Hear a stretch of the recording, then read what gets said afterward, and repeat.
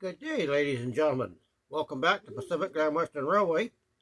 Today we got a video coming up of restoring some Varney cars. I've got some Varney all-metal box cars that I acquired. These are the all-metal ones. These are aluminum bodies. They had zinc frames. Unfortunately, what I ran into was while I got the bodies all straightened out here and perfect, and I got all the parts for them, the frames had got zinc pest and were totally unusable, repairable. Well, I've had these for almost a couple of years now and trying to find out what to do for underframes for them, new chassis and underframes for them. I had them put in a box, and a while ago I got, if you recall one of my unboxings, I got a bunch of these plastic cars. Now this one is a Varney, plastic Varney, and it came complete with its own undercarriage, everything, frame. I got it popped out right now, but I was going to restore it. The steps were broken off. I did put 2 new steps on and planning on restoring it. However, I have a problem with the top walkway. Is you can see is busted and broken. So with that, I was debating what to do with it. So I took the chassis out. As you can see, I put weights on it because I was going to weight it in that car. And that's the Varney chassis.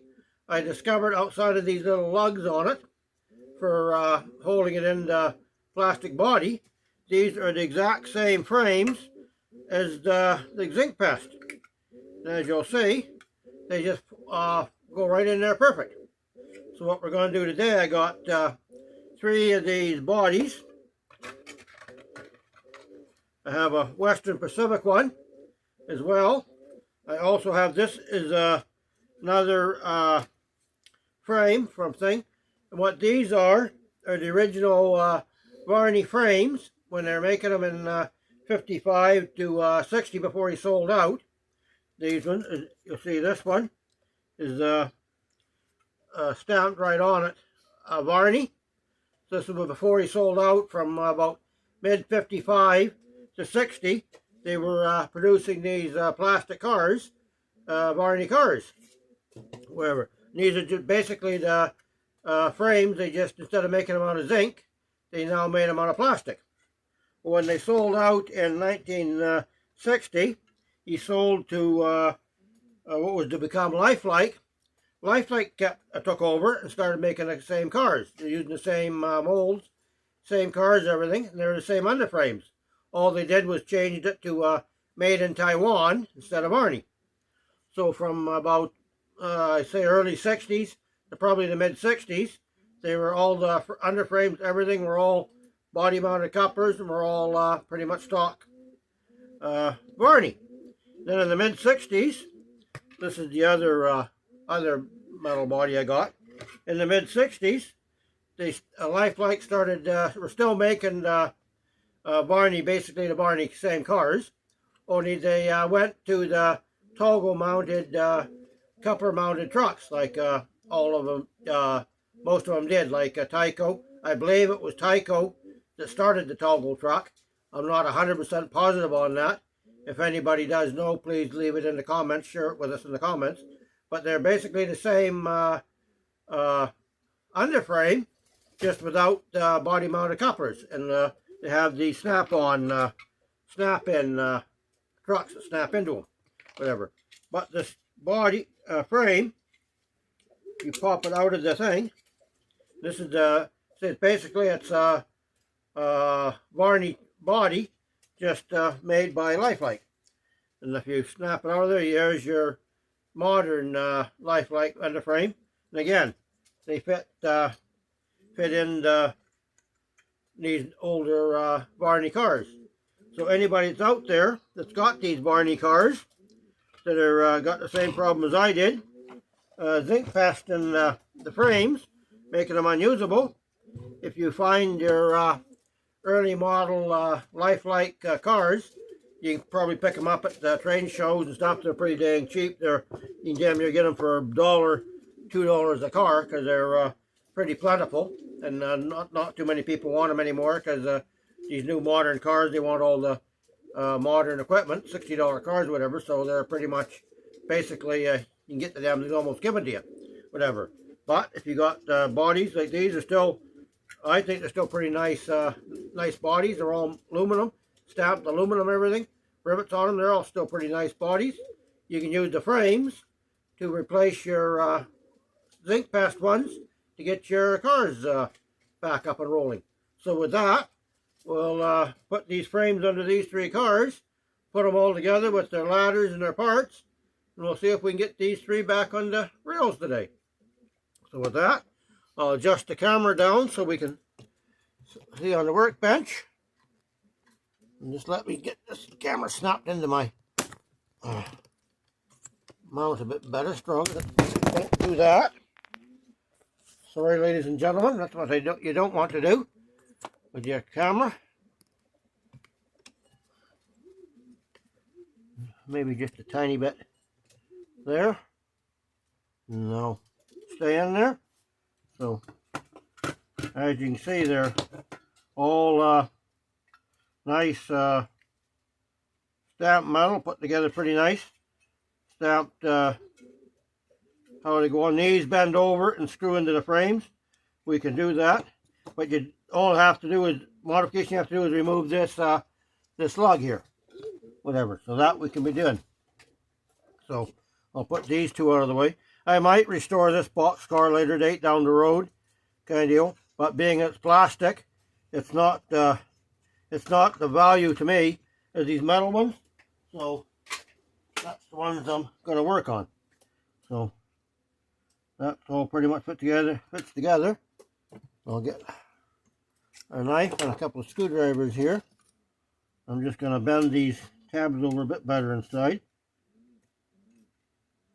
And these were probably cars were built between mid 50s to late 50s.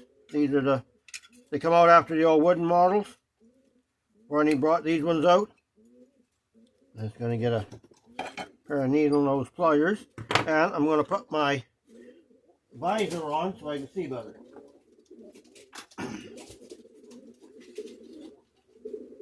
Much better.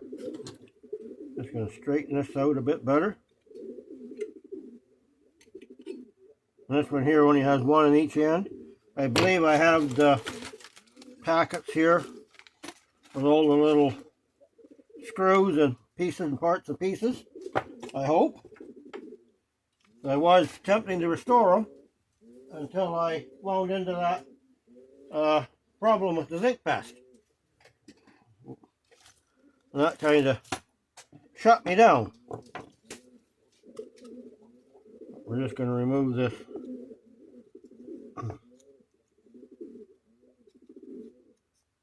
mounting tab.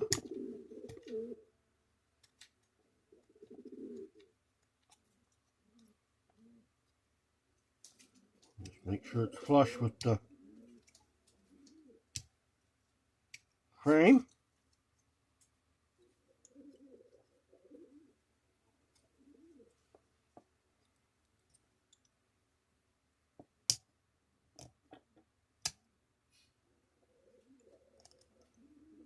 Be careful doing this. This can, trust me from experience, these knives can leave a pretty nasty cut. But as we say in model railroading, not to worry, the bleeding will stop soon enough. So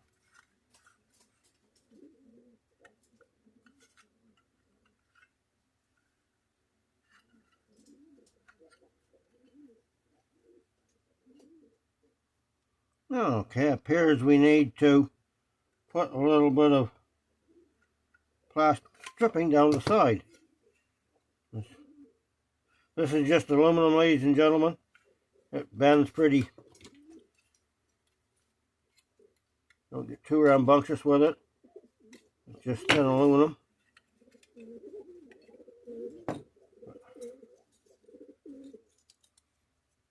It looks like we may have to put some plastic strips down the side.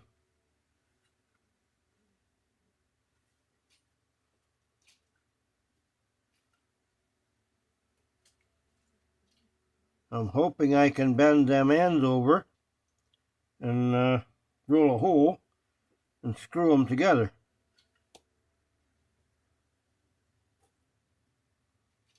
So it does need to be done very gently.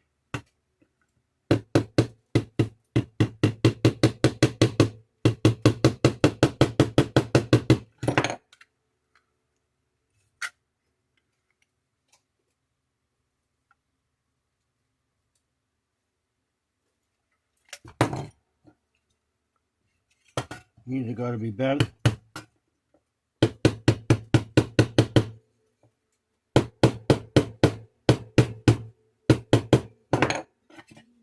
Don't get too rambunctious, but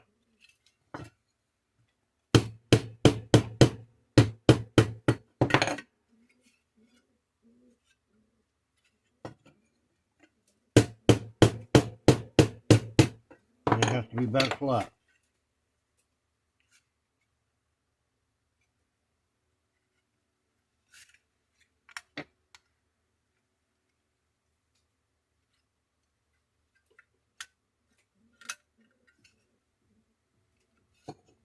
Oh, to me this should.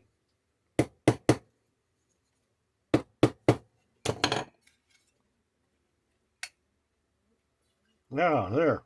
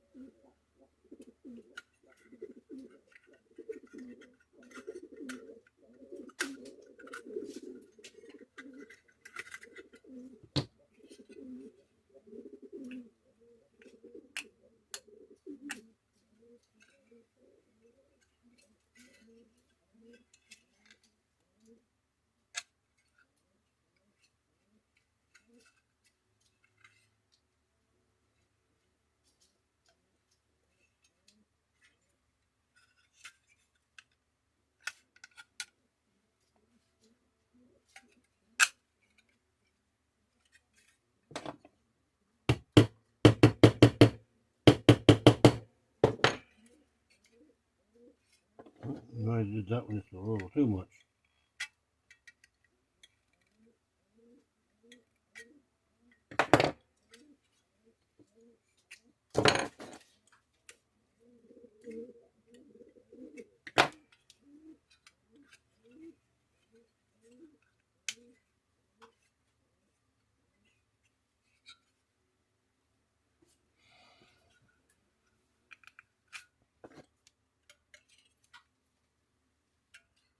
And their paint and weathering and leathering has handled up pretty well over the years on these cars. Let's let go a bit.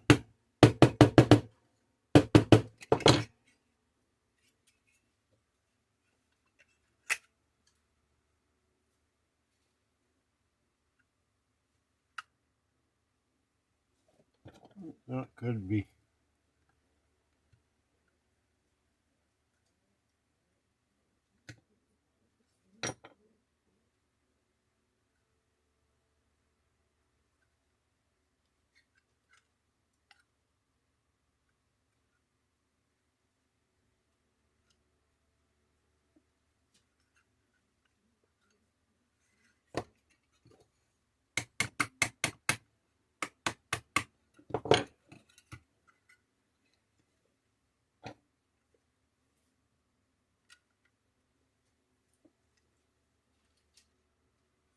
Let's just see with some. I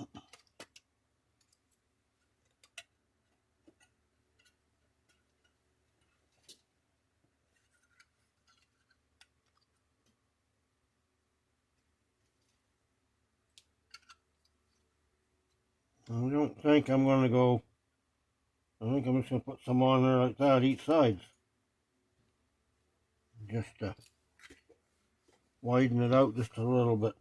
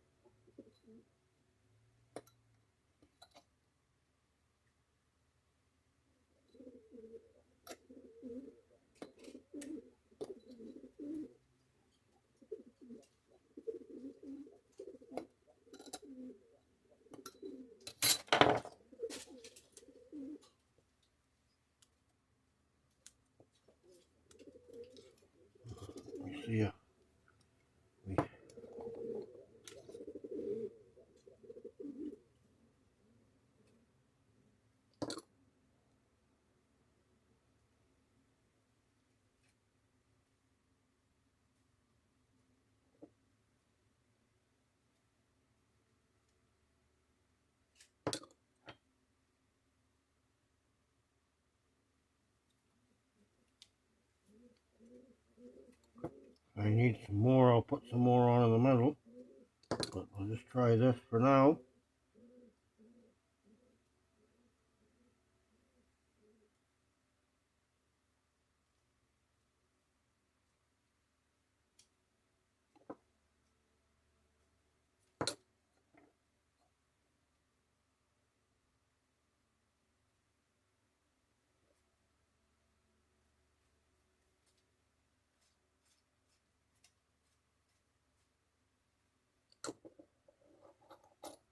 This is just your testers.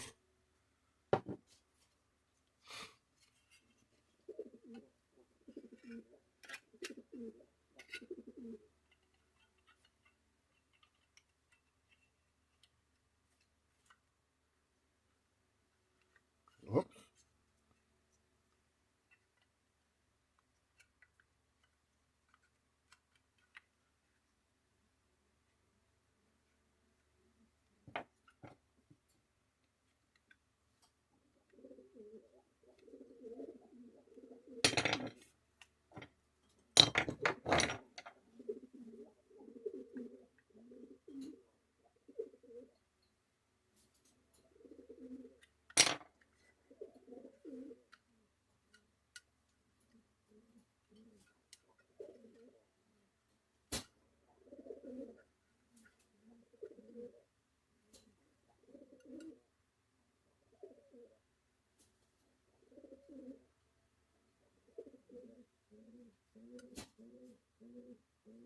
No, I think we can crazy glue that end together. So let these stick in.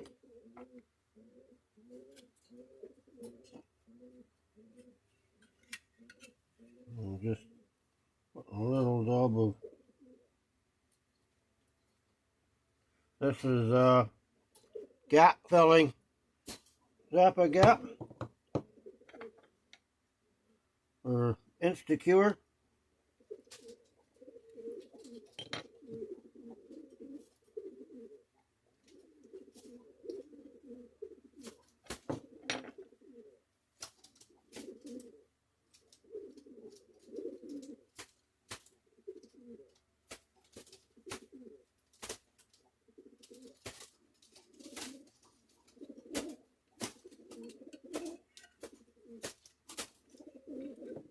I got just a tiny bit more than I should have had in that one.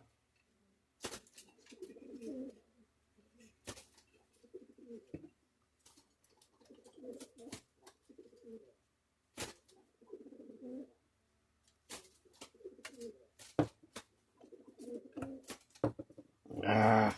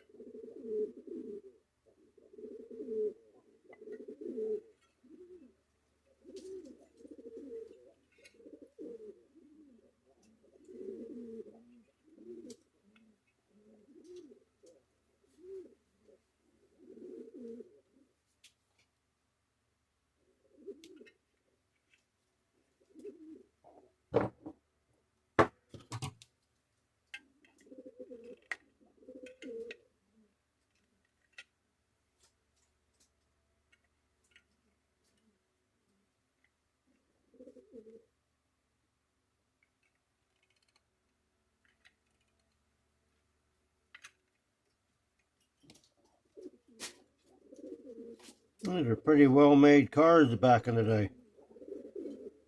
These are like the $60 cars now. These were those models in their day.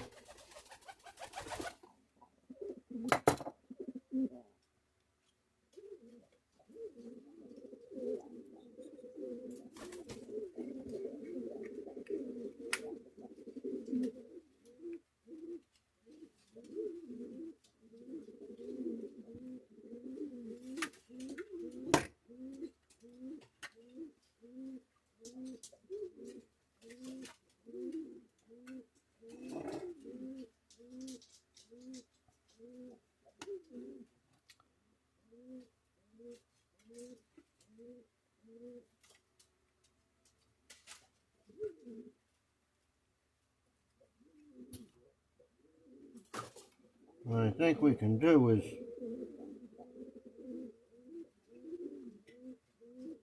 center the chassis. Let me pour this into a tray, see what I got in the way of screws. I should have the screws that come out of the other frame in here, I hope.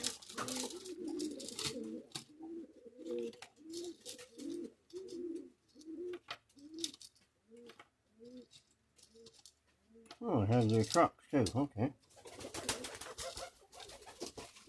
And these are their screws, they're just little guys like this. So,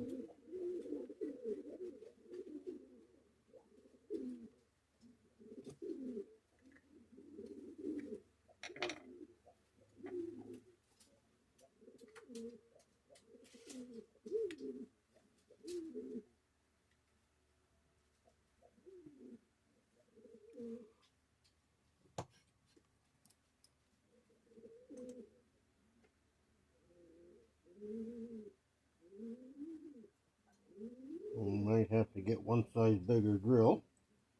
That can be done.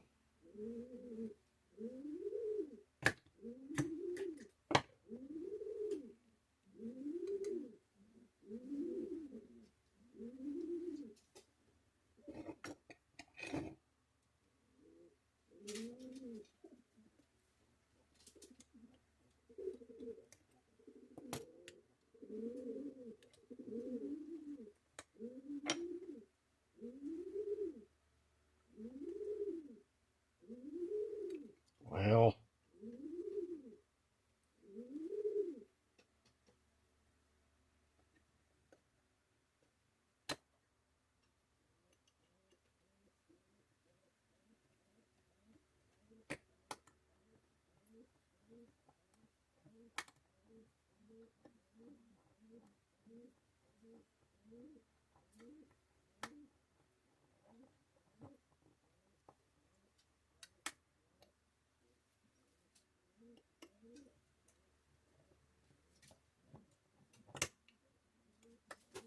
there we go.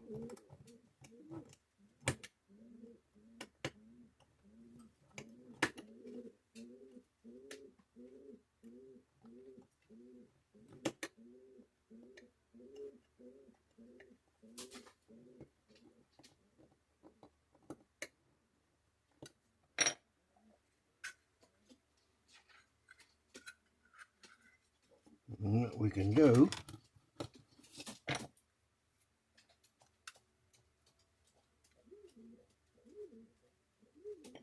is we can put some plastic shims in there, push that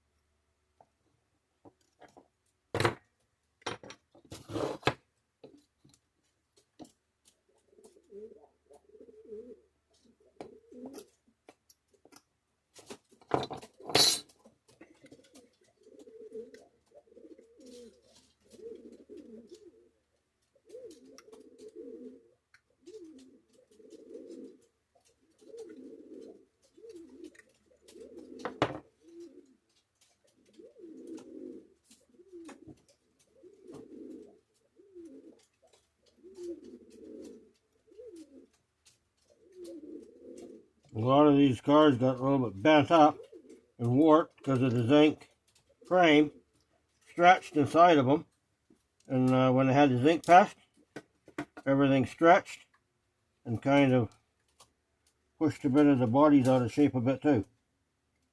But we'll have the technology to take care of it. Maybe.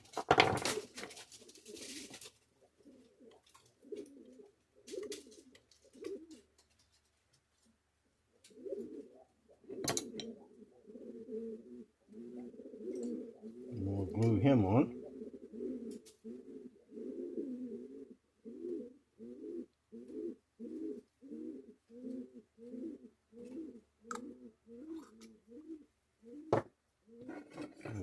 this end in.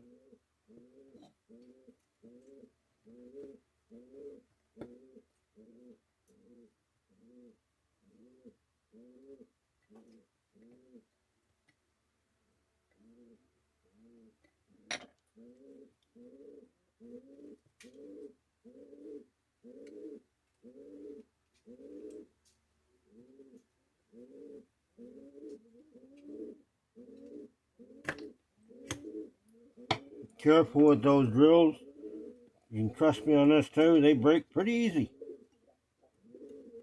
I broke quite a few of them.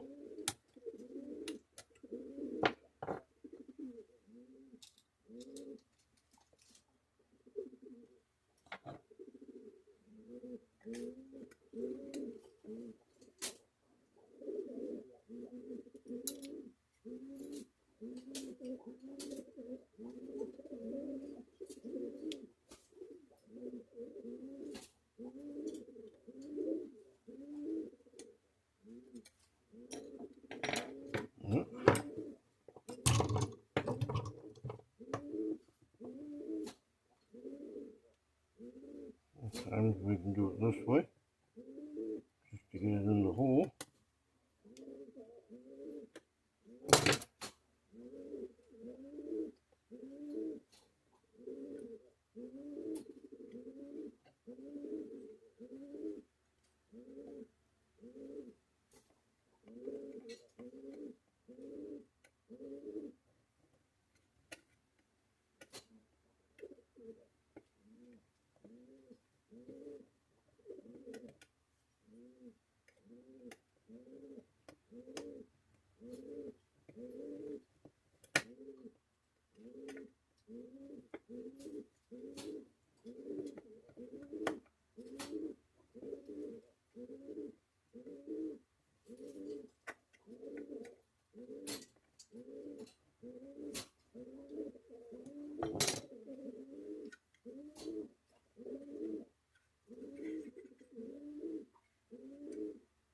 Okay, got him a tiny bit off center.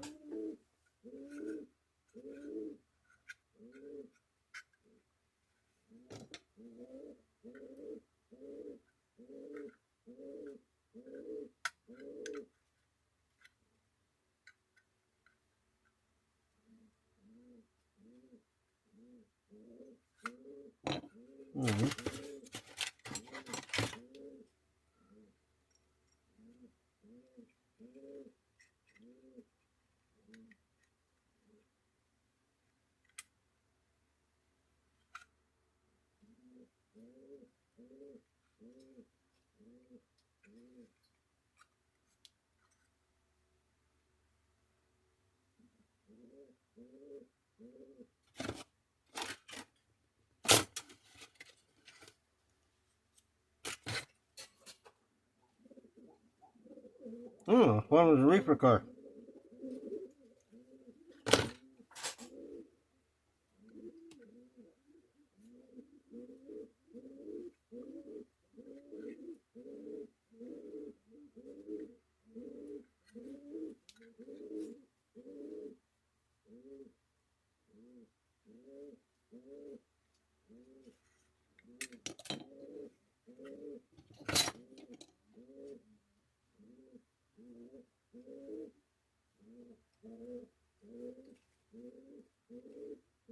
These are going to come off.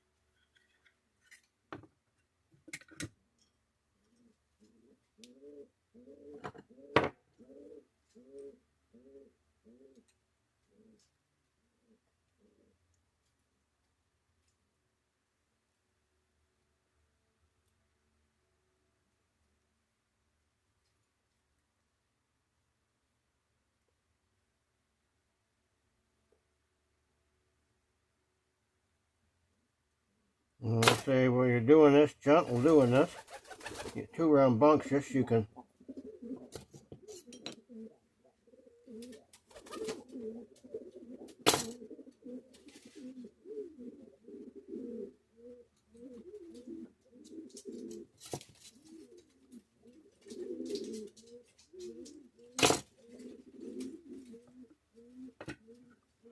some of the tabs are all broke off, but when you're considering how old the cars are, that's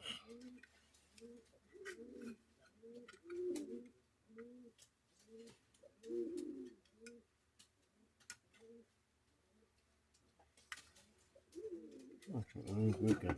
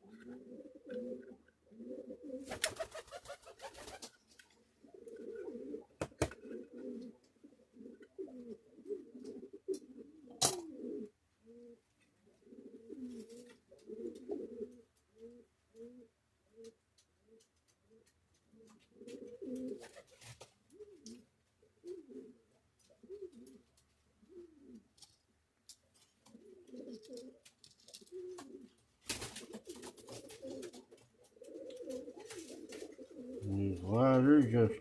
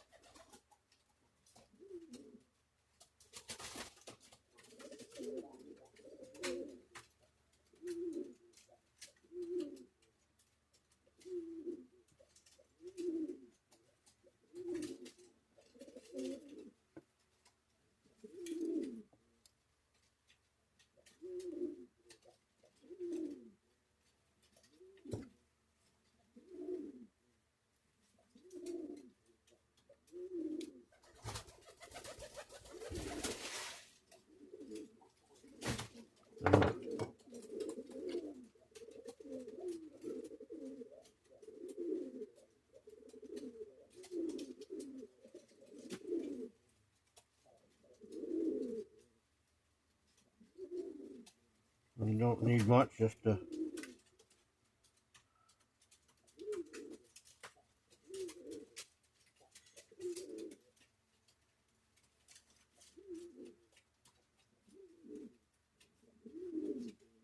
built in 51, so pretty much tells you the age of the car.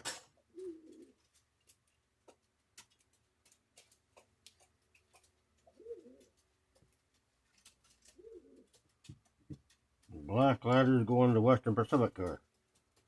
I remember that.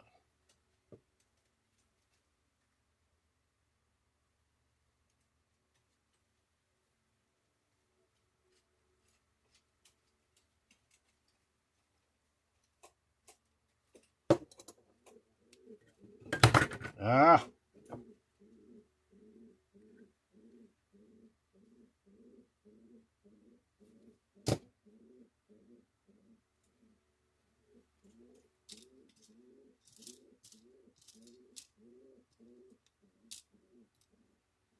and these things. Ah, stuck myself. Here's handrails. These are quite ingenious how they go in.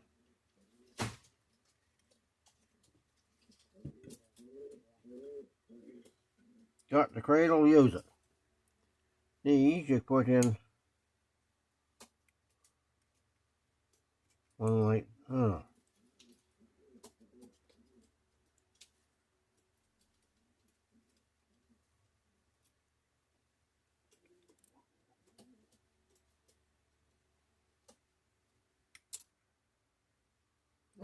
And don't do that. It's somewhere on my workbench. It's not lost, it's just on the workbench somewhere. Put that in there. I'll try it this way.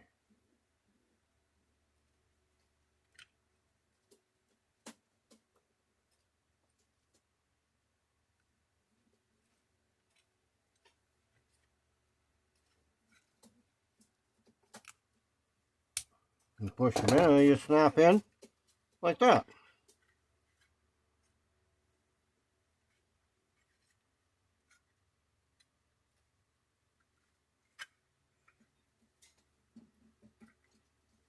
I'll put a bit more into that later date.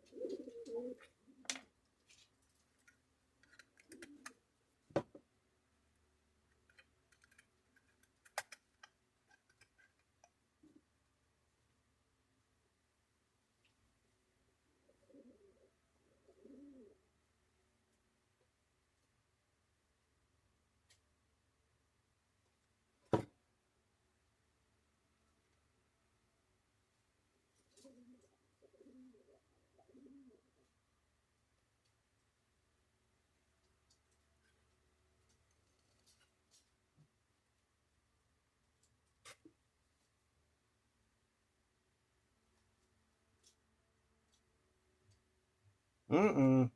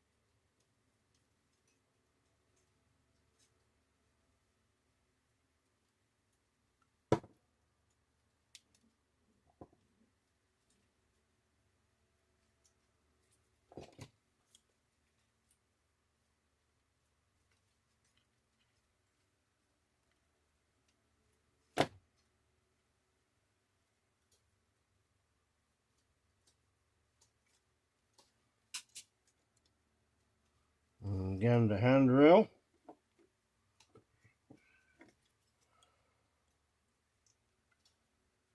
Going in that hole. Whoopsie.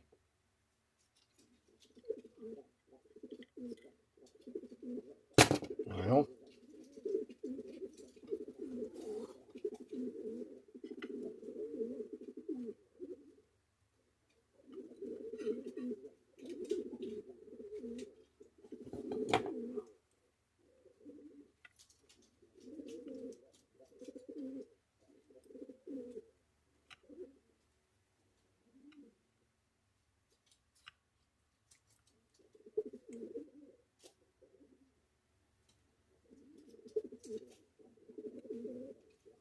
come on, get in your other hole. Just in there and like that. You'll see these handrails, I can show you one up close. They've got these little nibs. That's what locks into the body.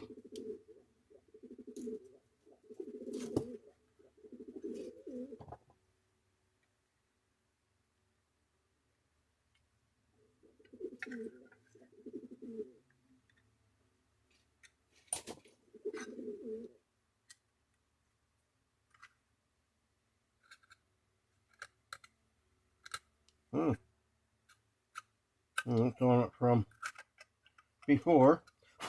As I said, it says built in 1951. So that'd be about when the model was made. These ones on the side are the same way. Put them in.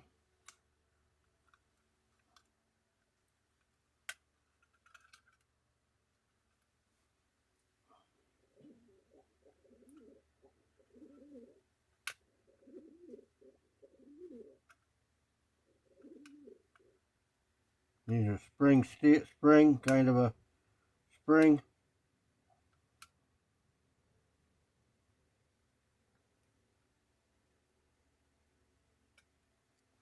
Get them in the other hole and like that. And that helps hold that side out as well. Yep, I think I need that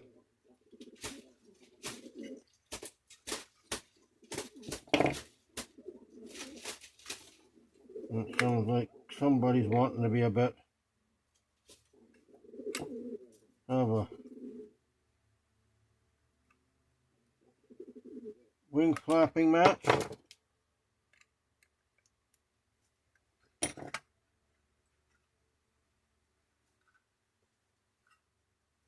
And we will put some plastic shims in there to pull them up. I'll put the other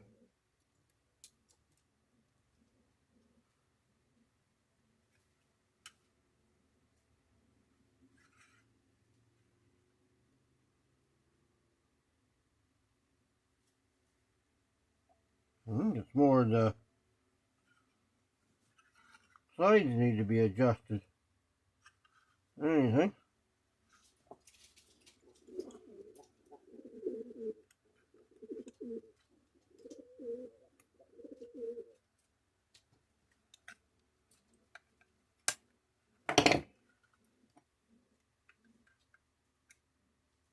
Holds the end out together too.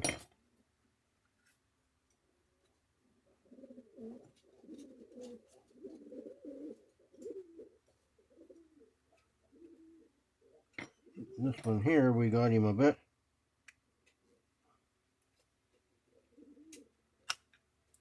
centered.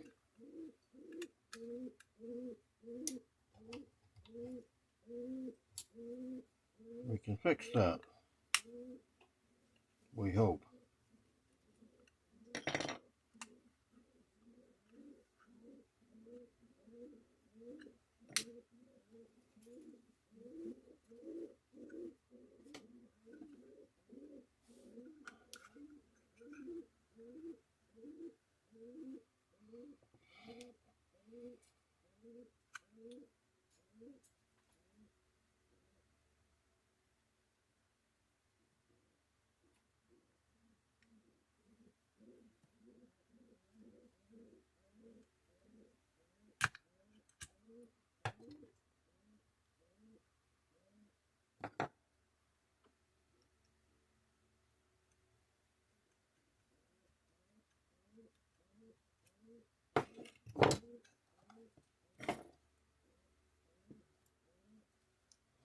Hate it when these things are half magnetic like this.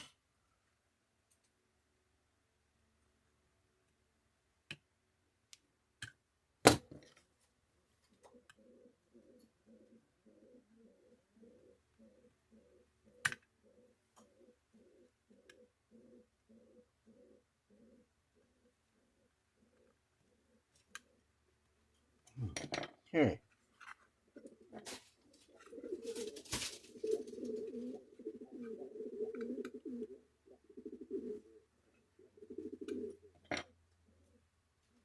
I think we put one more of these things.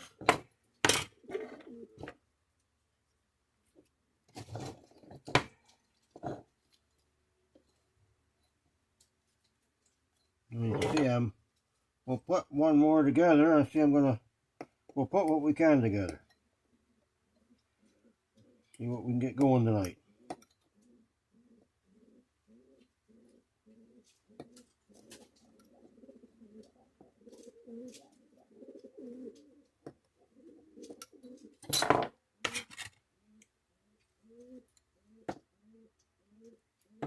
This stuff is like doing glass. You score it and snap.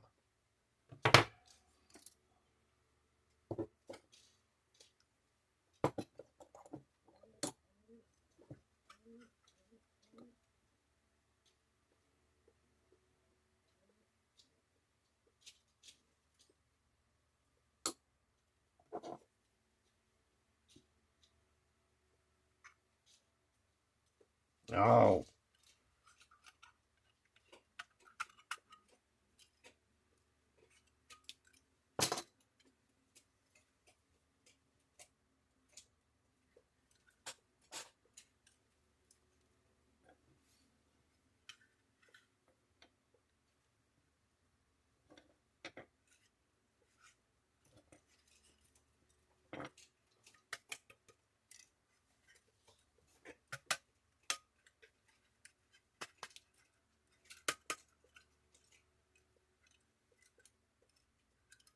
Oh, you miserable piece. I don't know. What happens is this darn tester's glue evaporates pretty fast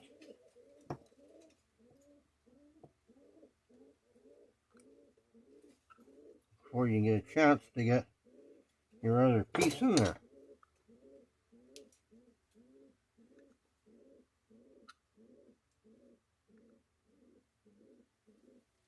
Like so.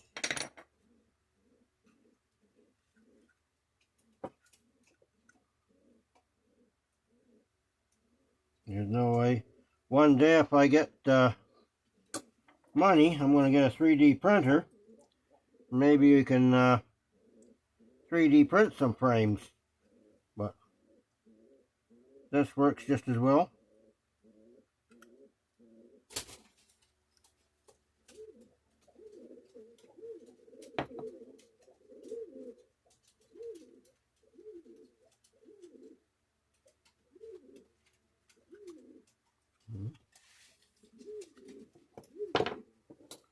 This on from out. What we're going to do with this other tab, we're going to bend him down.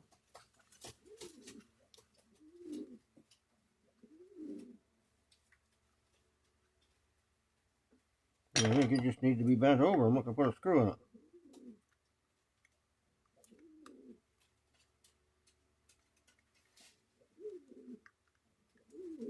I'm just going to do that. We're going to do the same with this one.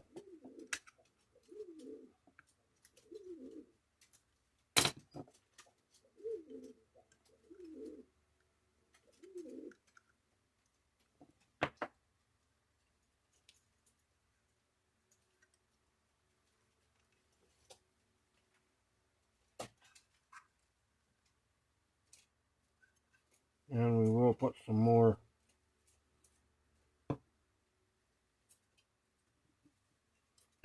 under there.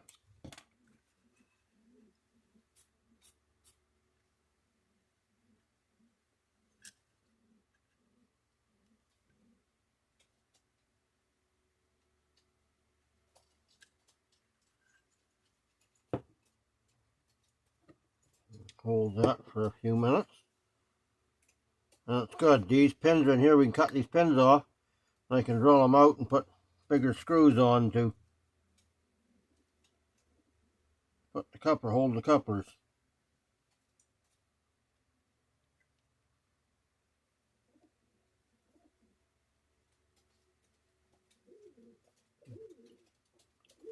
For their day, these are pretty nice, nicely made cars. Are they as good as the $65 cars now? No, but in their day, these were the $65 cars.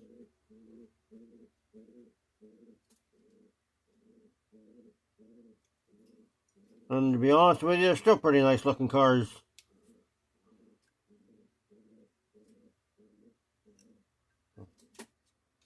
I'm sure some don't agree with me out there, but hey, well, you know.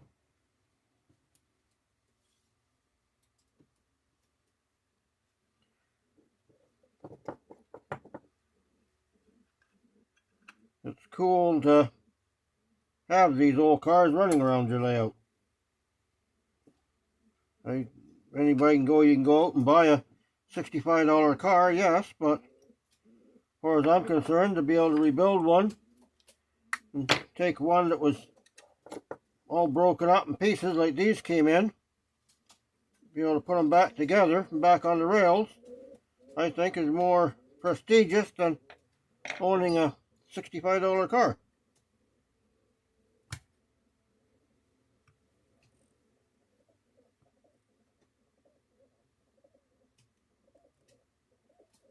There. Doesn't need a screw. I'm just gonna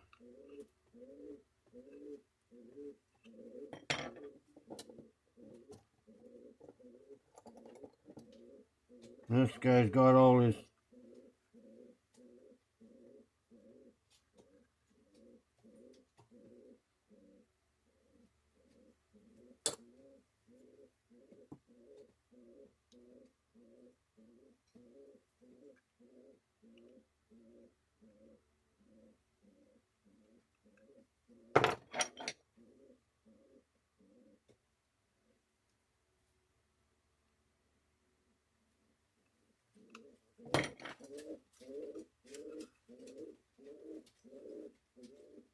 I don't think I need anything in the middle.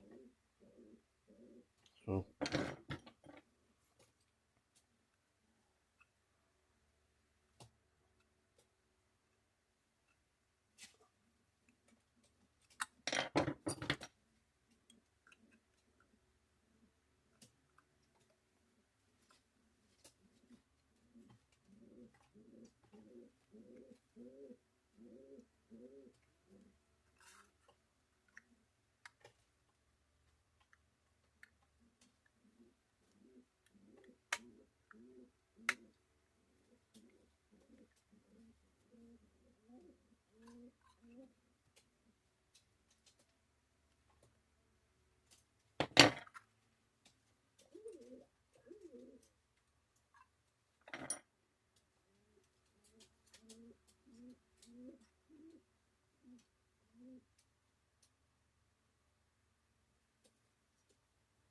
there's rails in this guy. Okay. We'll leave him upside down for a minute until that roof holds. And incidentally, this, ladies and gentlemen, is how the old, they were drawbars, how the old Varney couplers work. You had to hook them together manually, but that's what they had for couplers back in the 50s and the 60s. And the springs both ways, and they, like little springs like that, pop out. And these are the steps we can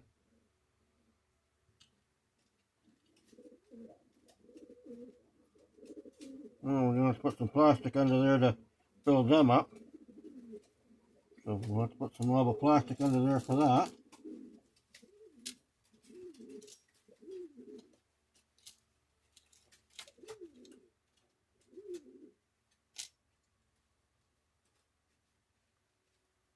So we'll pick out a pair of trucks here.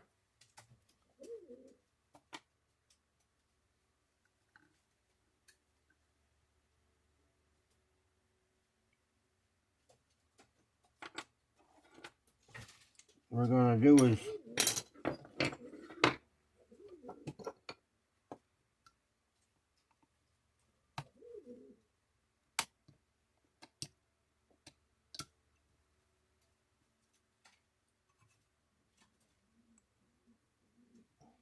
use the point of your knife for a center punch.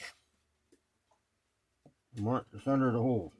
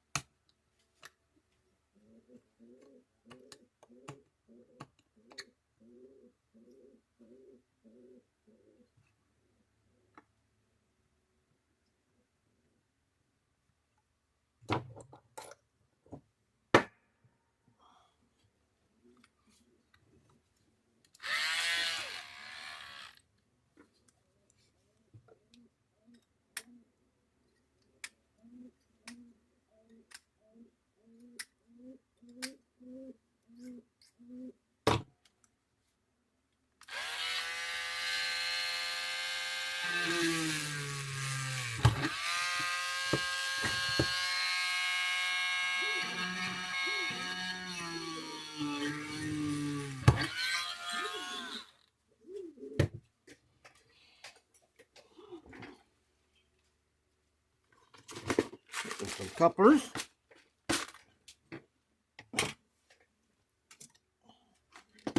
My trusty Accumates.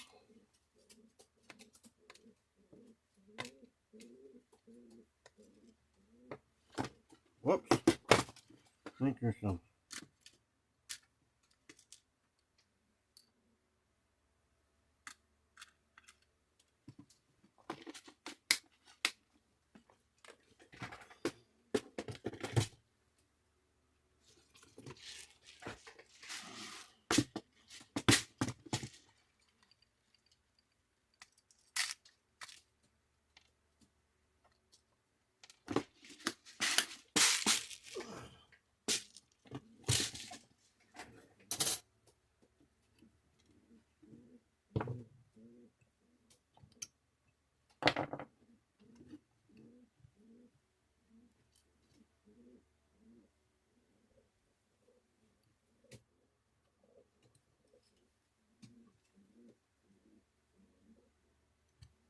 They were the ones for that. What do you know?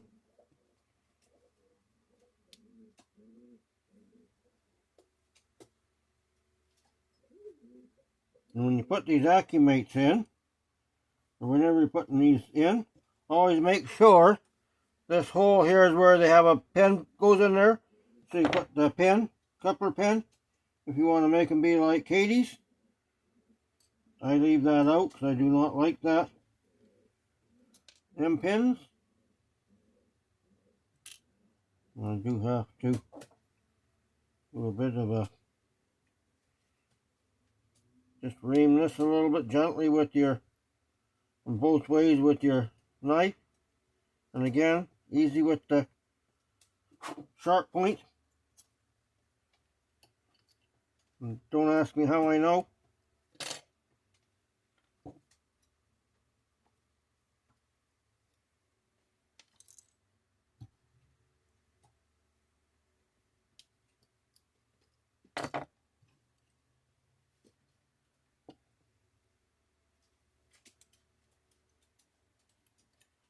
Hopefully this lines up.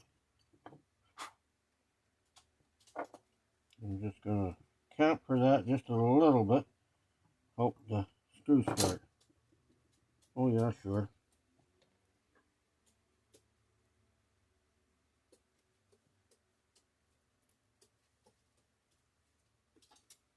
I need to go to the hobby shop and get some evergreen plastic tubing that's the same size as the inside diameter of the couplers, so I can make some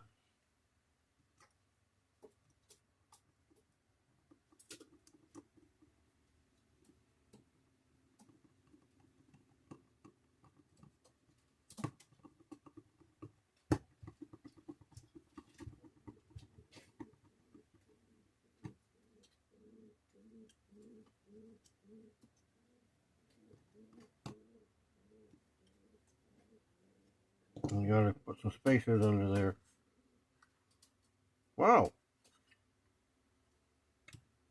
That's where Barney put them, so.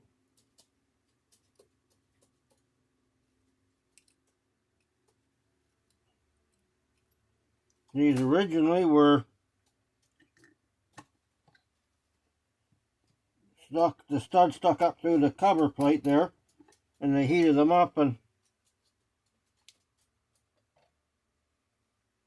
melted the plastic over them. However,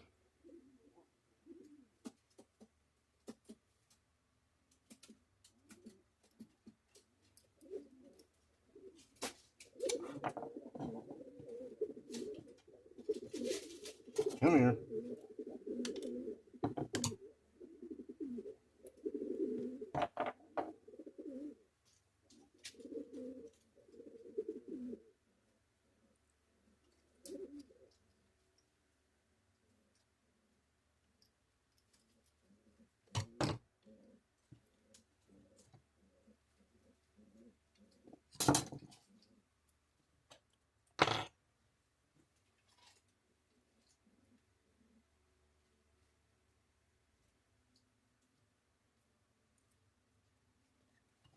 I can put those plastic pieces in once I get them. Hopefully, if not this week, next week, I can get to the hobby shop. Whoops. My bad. These little springs got to go down. Like that.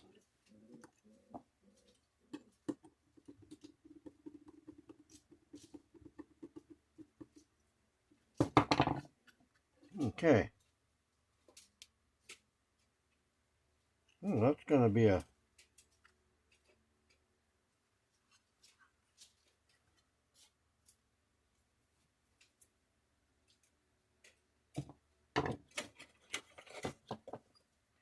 going to give me a really...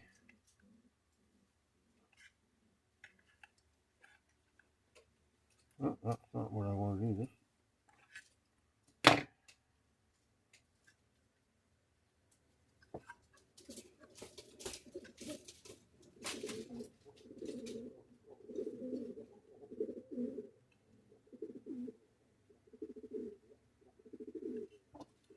Why are you not wanting to stick to that?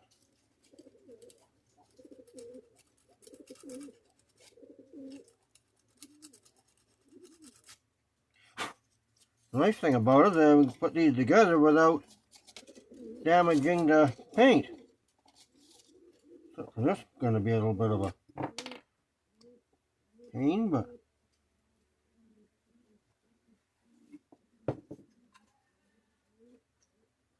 trying to keep the original one on it.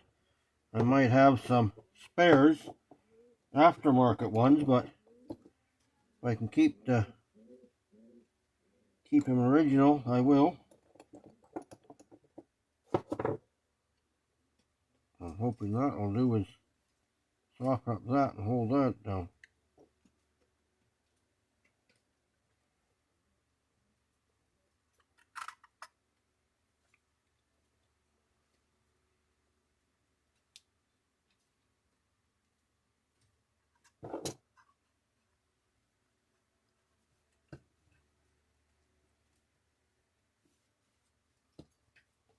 Should have got another couple of screws out while I was doing it.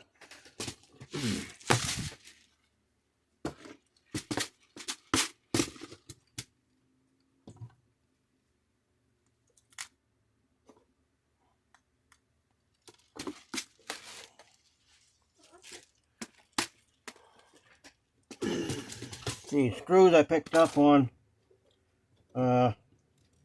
eBay. They're come from China, but they were cheap, and I'm running through the hole to make sure he... Oh yeah.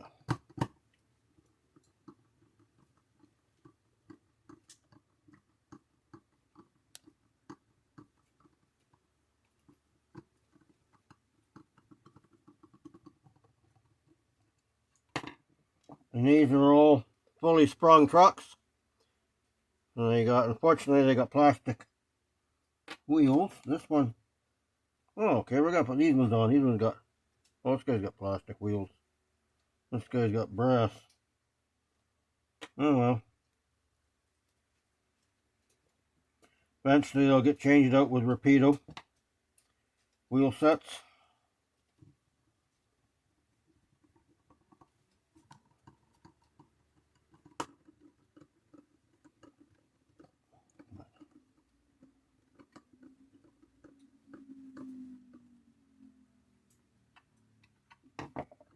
If it's not the right coupler height, we can put some washers under it to adjust the coupler height.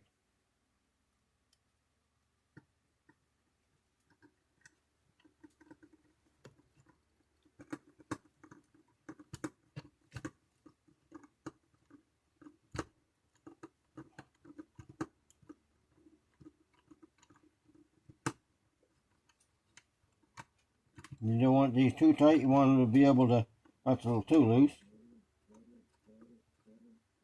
That's about right. So, we'll see how his couplers hook up here. My Tyco car. Just a bit low, so we need a couple of washers.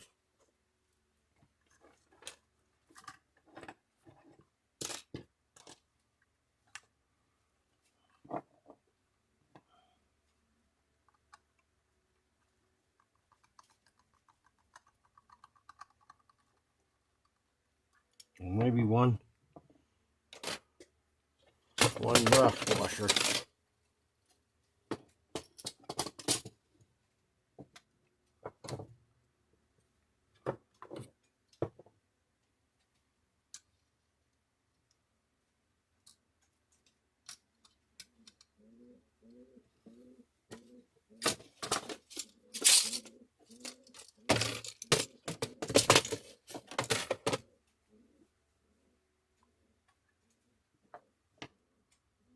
It's easy to raise the coupler up. It can be a really bear to lower the coupler down sometimes,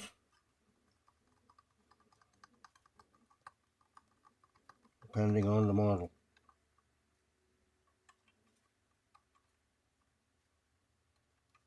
That's about all we need. You want them to have a little bit of rocking motion, so they'll, with fully sprung truck, everything, they will go over your little bit of uneven rails, kind of like the real ones.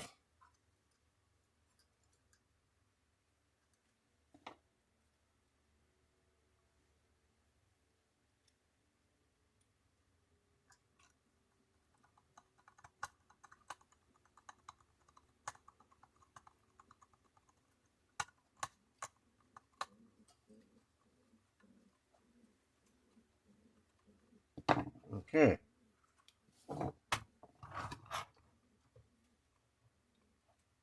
Well,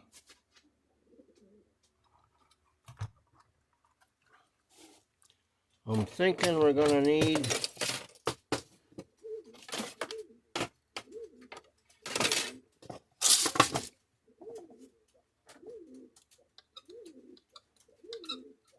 the last two ones of these.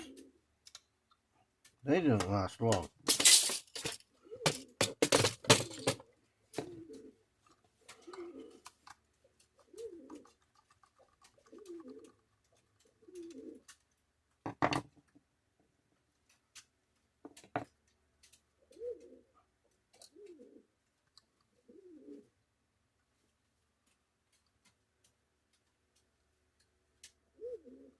We get these on, and we'll see if I got some plastic the right size.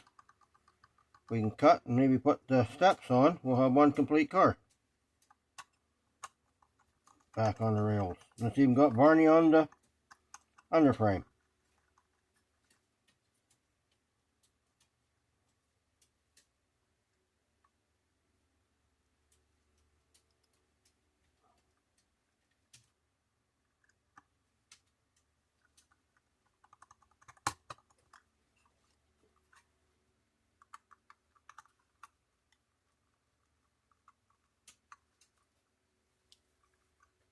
Oh, straight yet.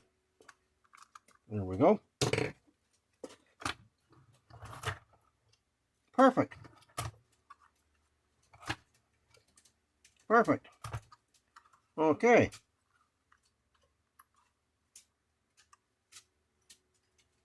Oh, this one wants to be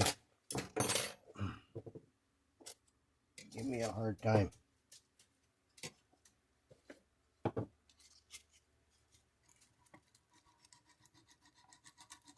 Let's take a little bit of paint off the top of the car here in that ridge, so the glues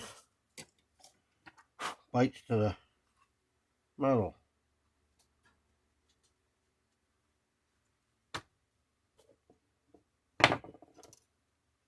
Just a little.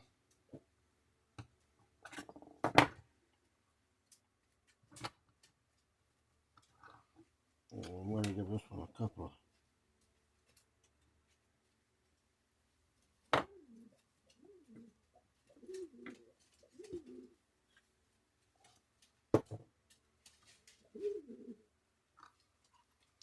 For him.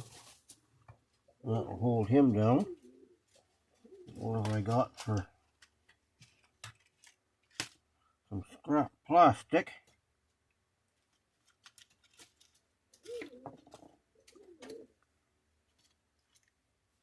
You can stick in the corners. Something like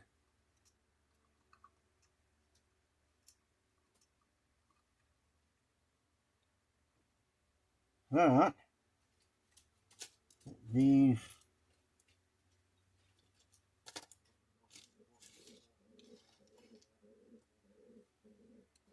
steps.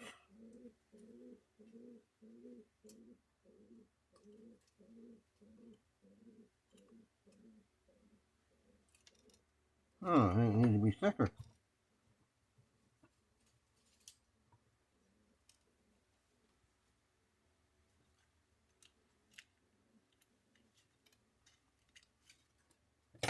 Well, we're going to cut this one in half.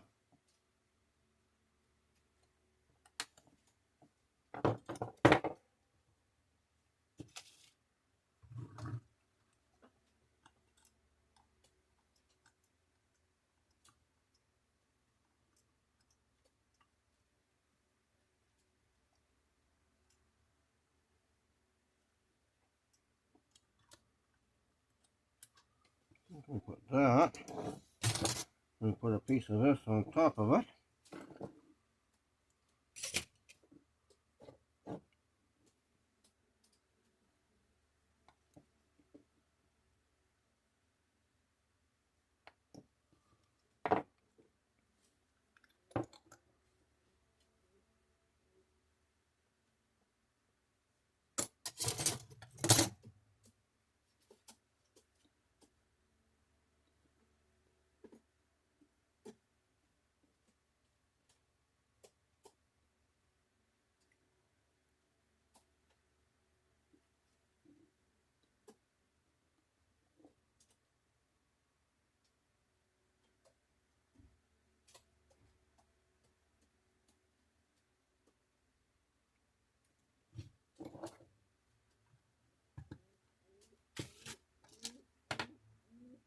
Aye.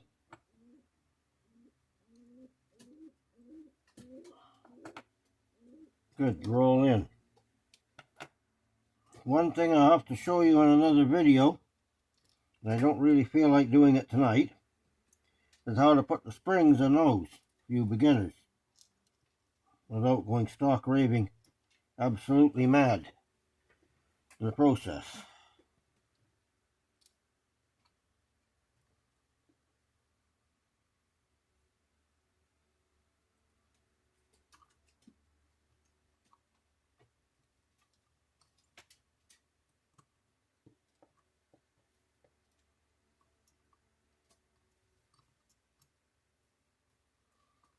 I think that goes in there.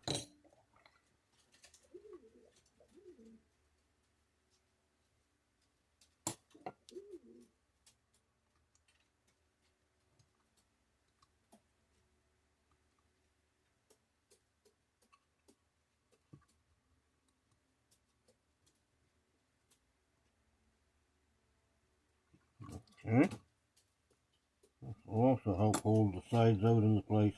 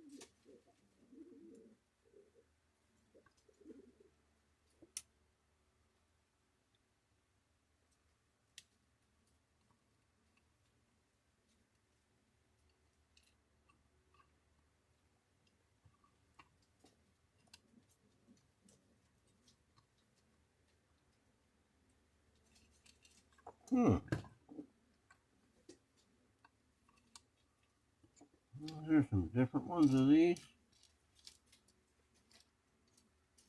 No, they're all the same. Maybe a little shorter one. No.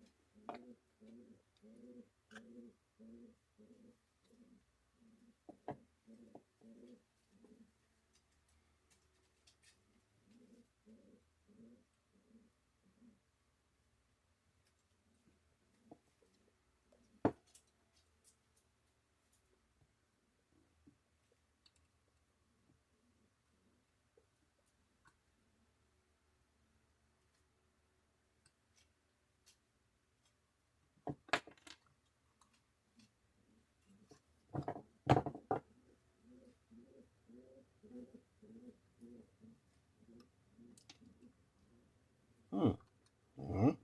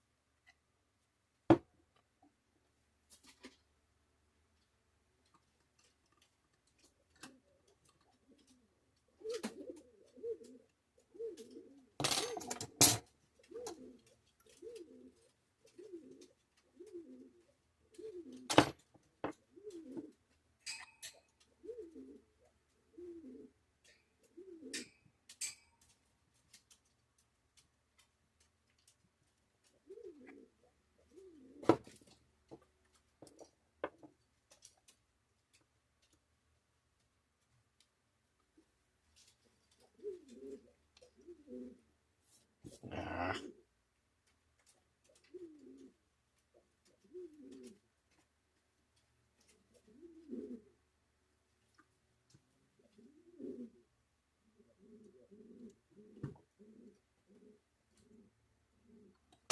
Oh.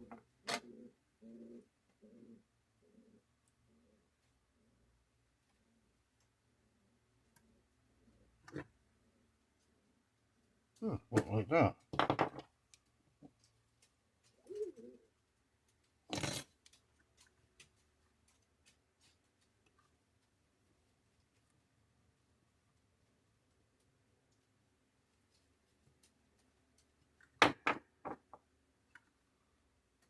Okay. Same for this end.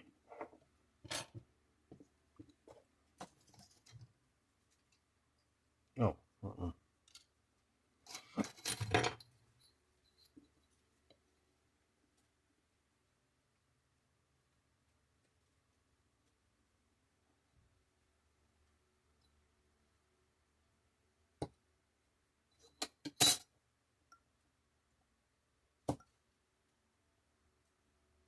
Again, score and snap.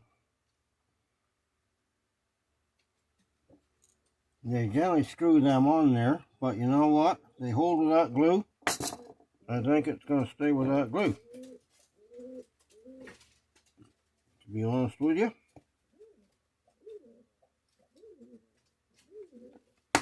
As they are just steps, they're not like anybody's actually going to be stepping on them. And that is ACC glue. Oh, I guess I need this to glue these together.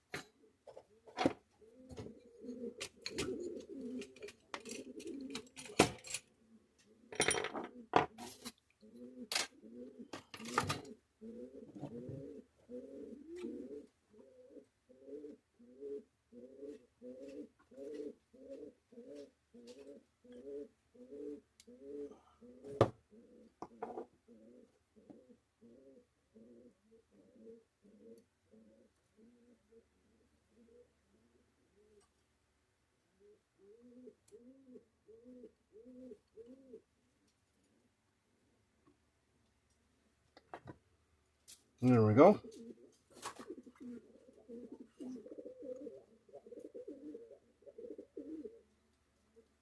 And just like that, ladies and gentlemen, we have one Varney boxcar all put back together on his wheels. And once again, perfect. Perfect. Okay, so that's the Frisco line. Let's see what the other one is. Get this frame for.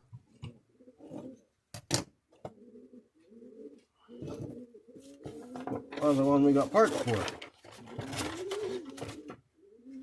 Now we'll do the CN. I don't have a roof walk for this guy.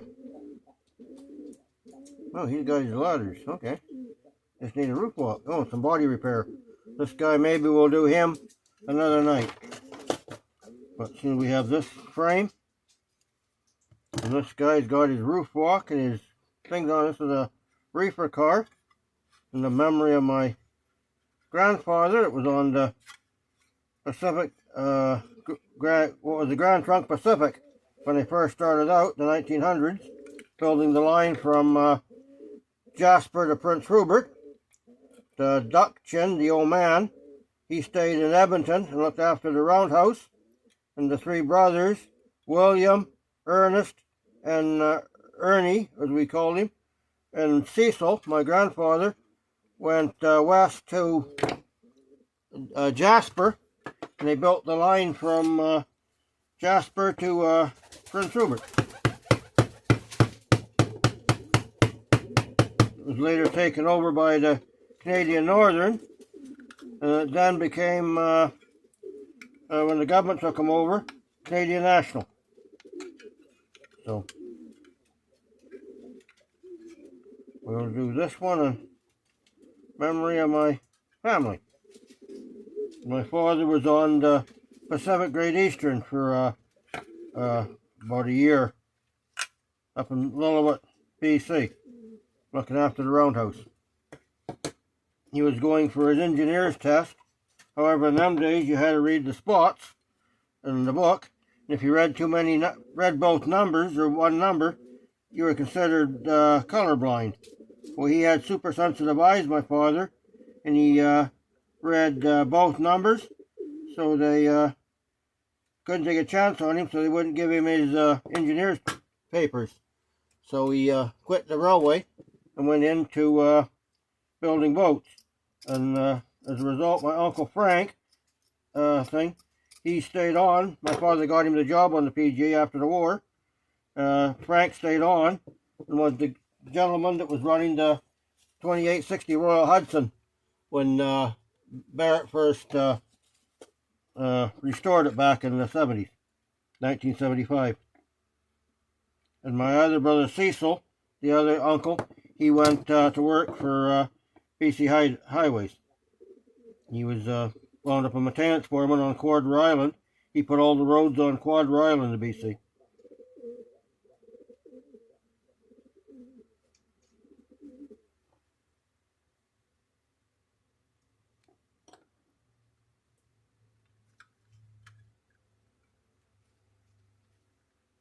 Just gluing the end up here. The same as we learned on the other one. Where's my in there? Hold it down like so. We're going to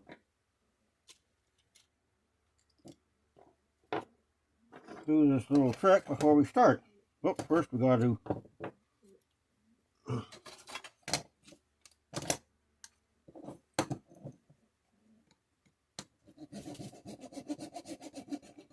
safer than trying to cut your fingers out.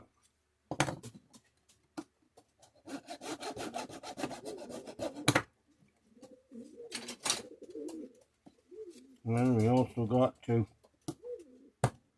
remove that and that.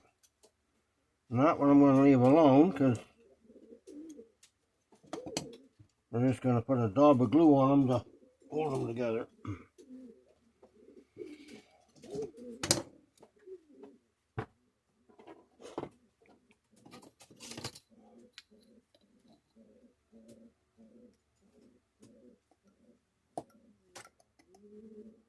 We need 8 of these.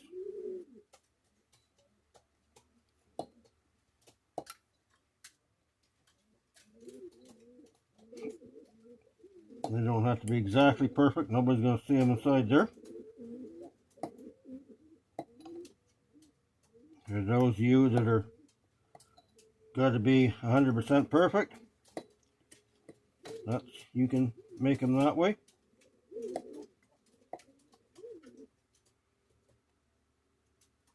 Me, I used to be that way, but after a while, you can spend how many nights trying to make everything absolute perfect and never get to run your trains, or you can put them together. I don't say you have to put them together and be crude, but you can spend too much time trying to be overly perfect as well.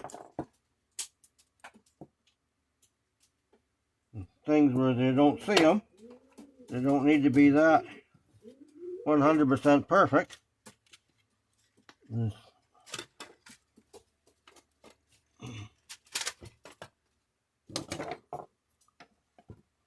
This on before that goes hard in the tube.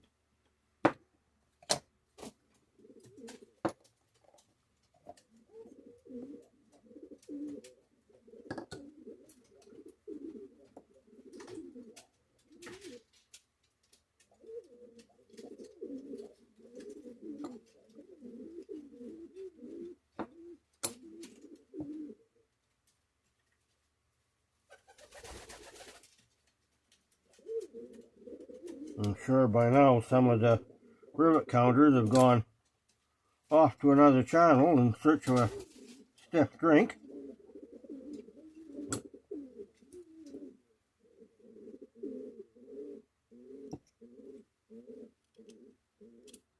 Flashing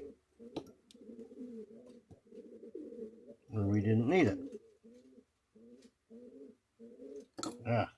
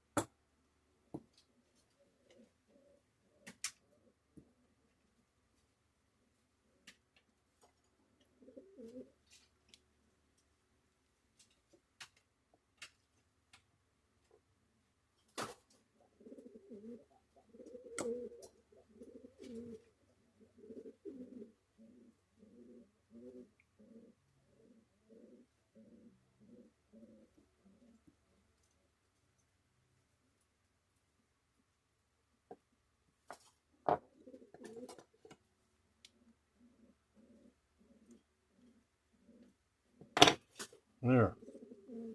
And what in the Sam Hill kind of a end do they call that? Not copper box. You can tell this one wasn't made by Barney.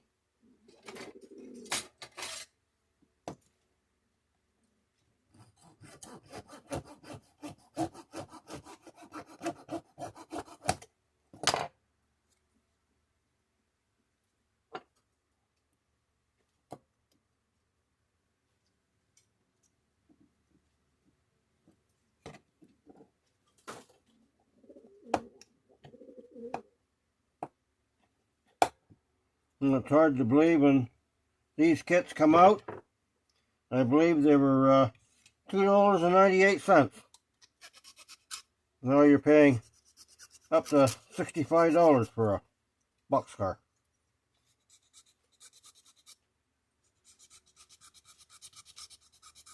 Talk about inflation.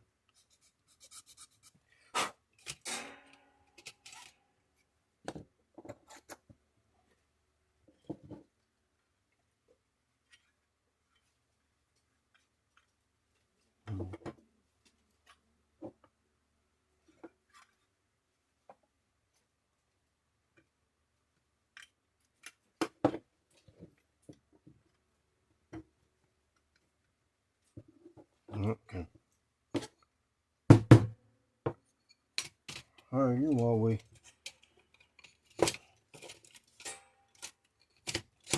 also got to add the weights to it. Where are we? We got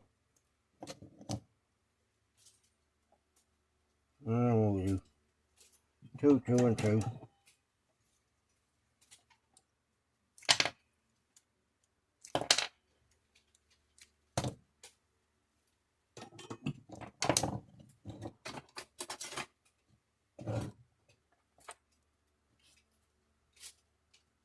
And these are wheel weights for those new aluminum car wheels.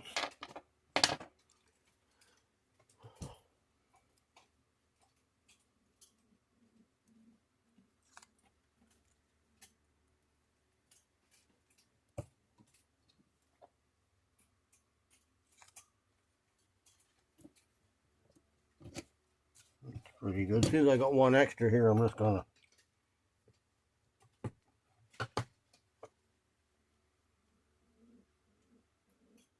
just join one.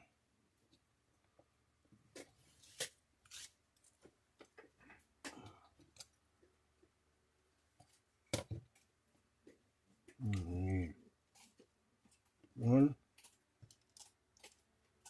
2,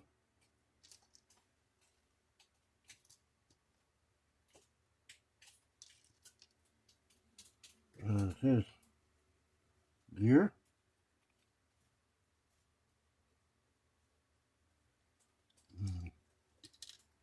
1, 2, 3, 4, and 1, 2, 3. And oh, goody, that's the one that went on the workbench somewhere. Oh, ain't that dandy.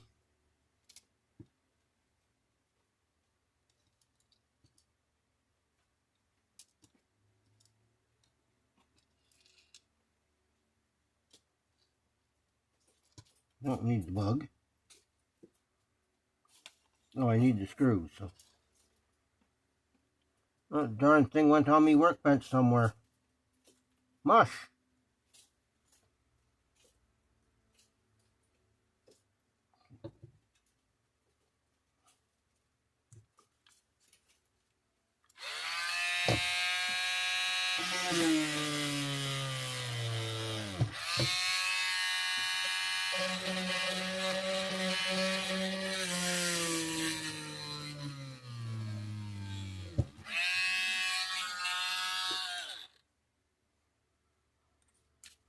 This plastic tends to melt onto your drill bit.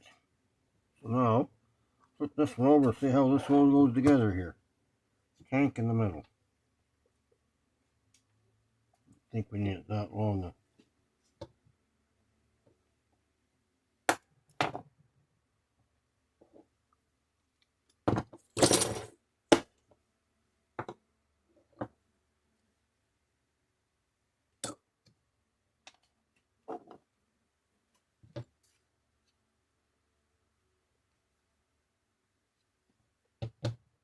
Okay, tank. And, well,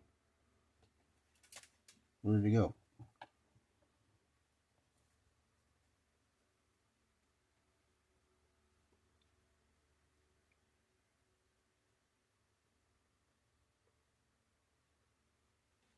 Don't think it makes much difference.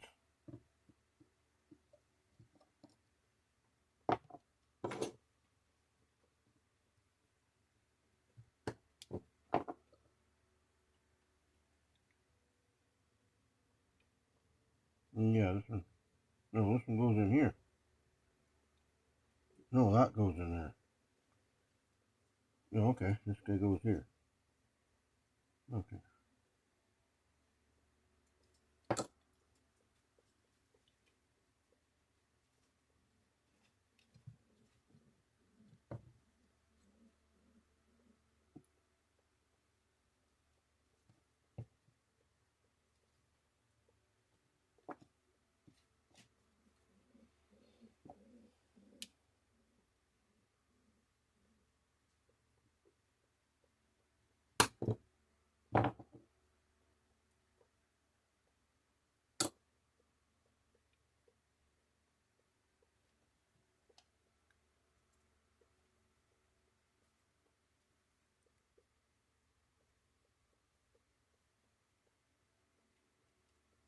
Okay.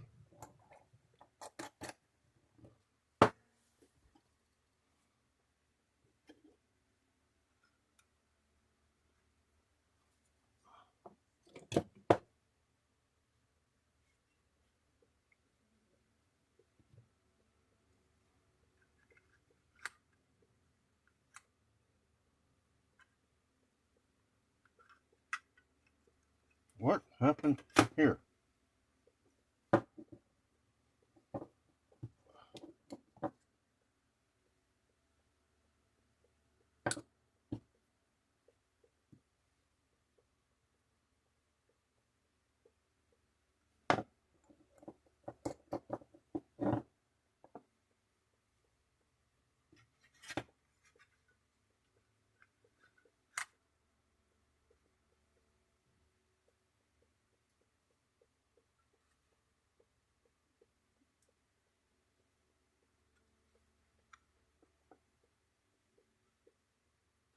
Okay.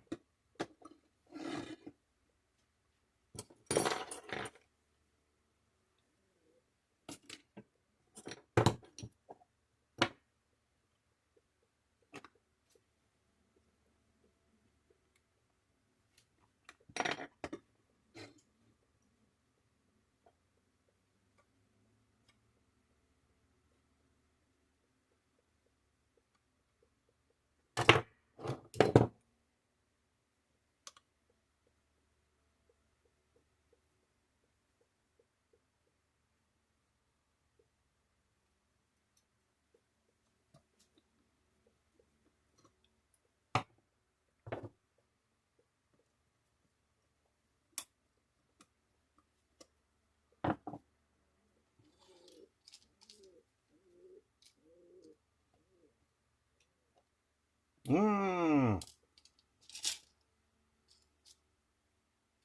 Okay. Two different types of screws.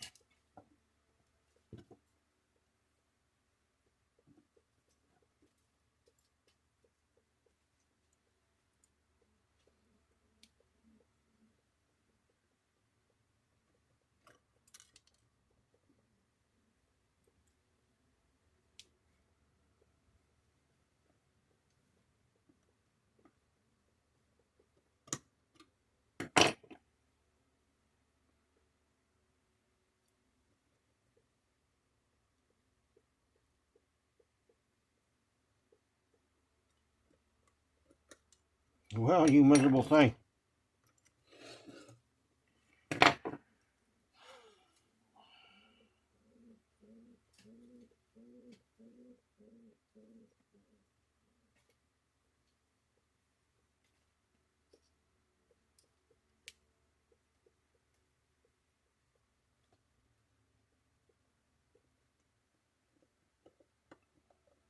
Maybe.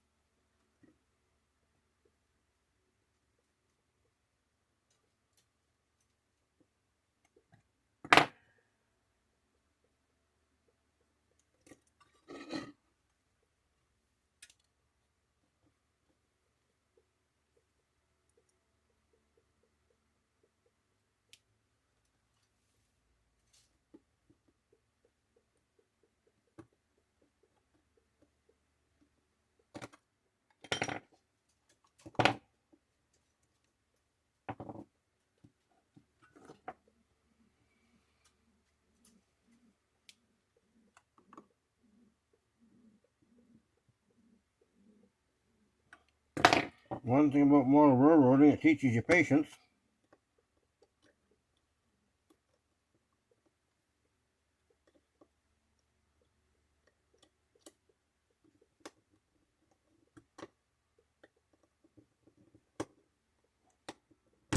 And how to swear under your breath.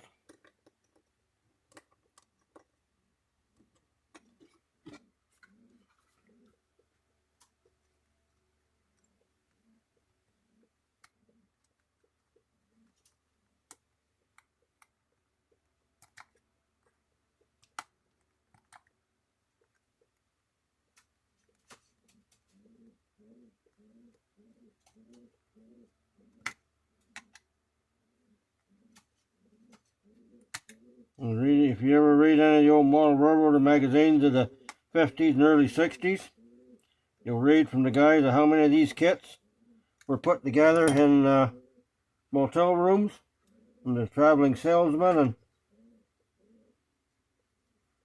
people that were out and about on their cars traveling.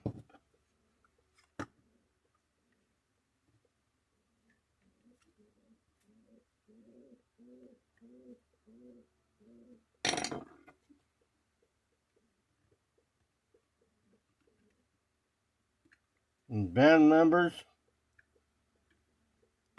also had them.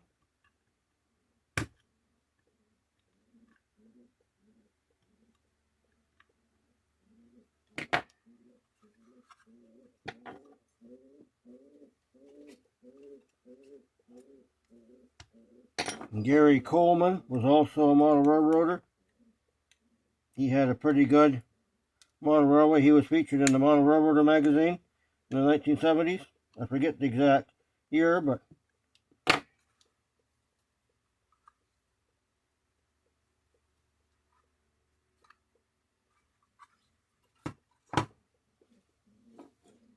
there's been quite a few famous people that were been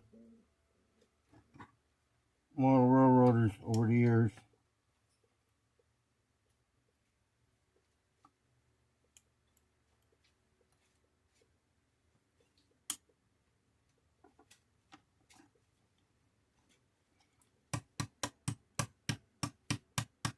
Come on, there you go.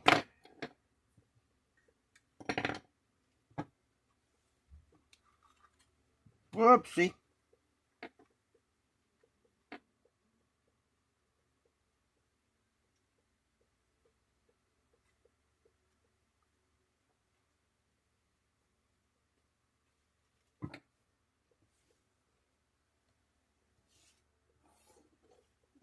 Pretty ingenious how Gordon Varney thought these handrails up like that.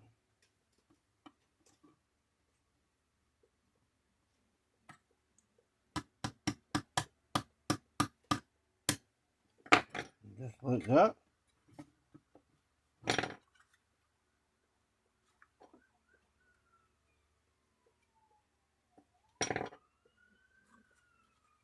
I believe this in here needs to be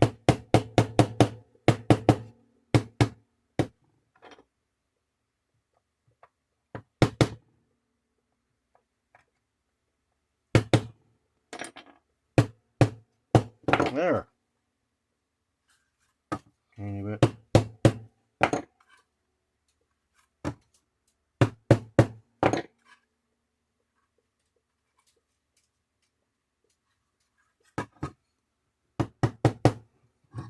Boy, these are all out of shape. This is when I took it apart with that zinc pest. Got everything. These were in quite a mess when I took them apart with that zinc pest. The frames have actually lengthened and width come out. And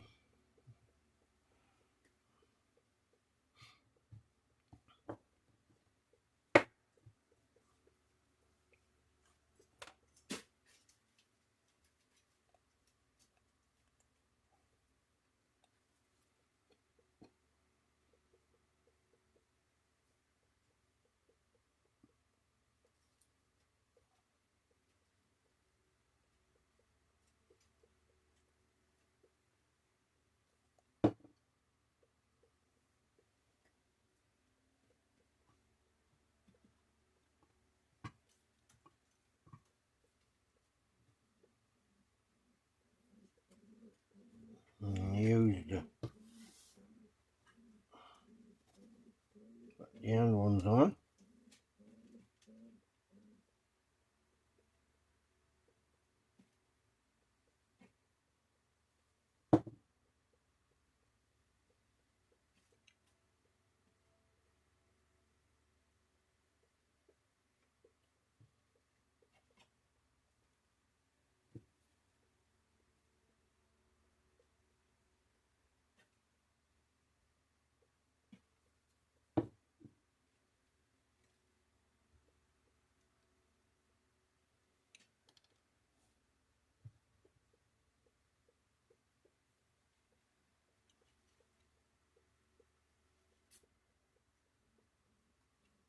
Oh, well. Oh, sure, glue to me. Don't stick to the boxcar.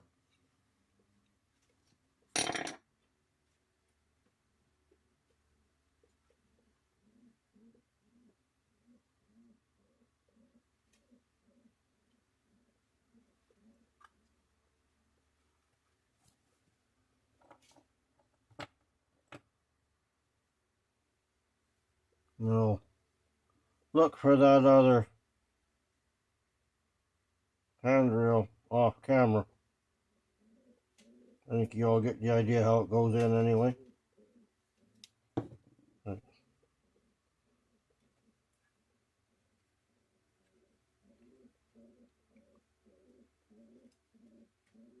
I'll have a quick look just in case it's somewhere where it might be easable get.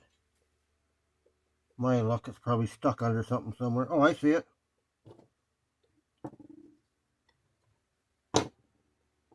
Here we go.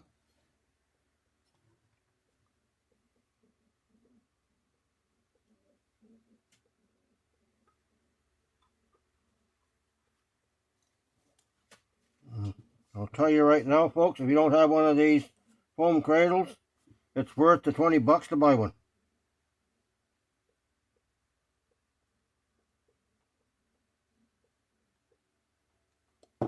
Okay, got a stud broke off.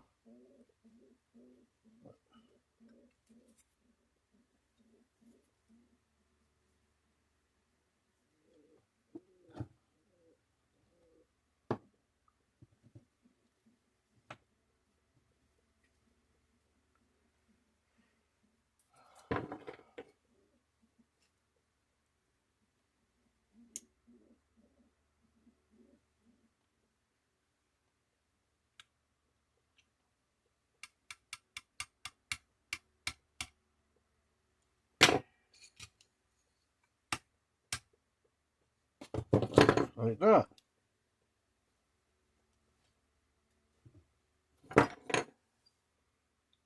Out for these things for the Western Pacific car.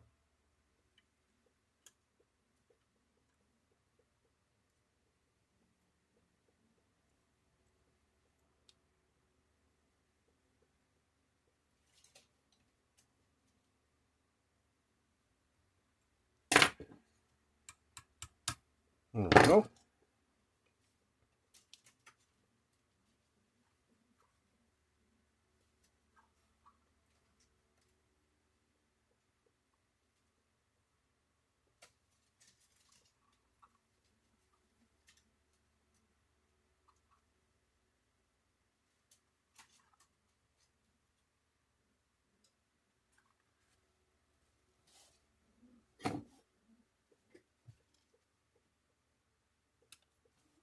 We're gonna put these steps on before we put the wheels on.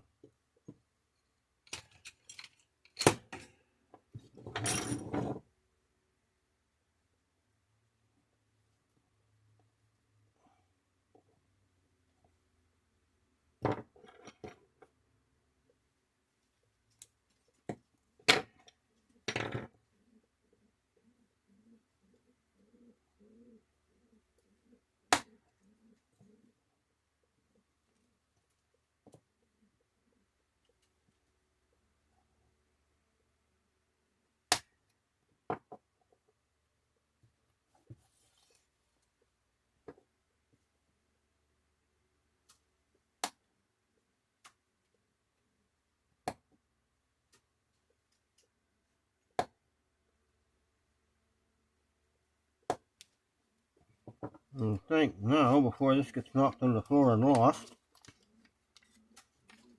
this can all go back in this.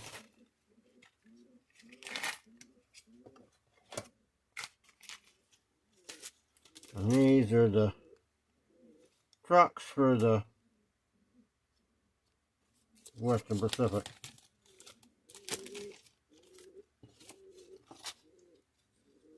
There was one of the trucks for the Western Pacific.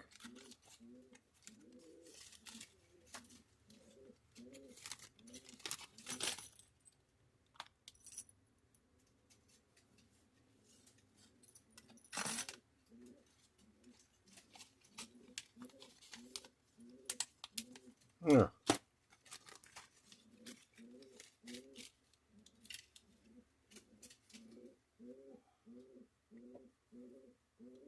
Don't think we need that again.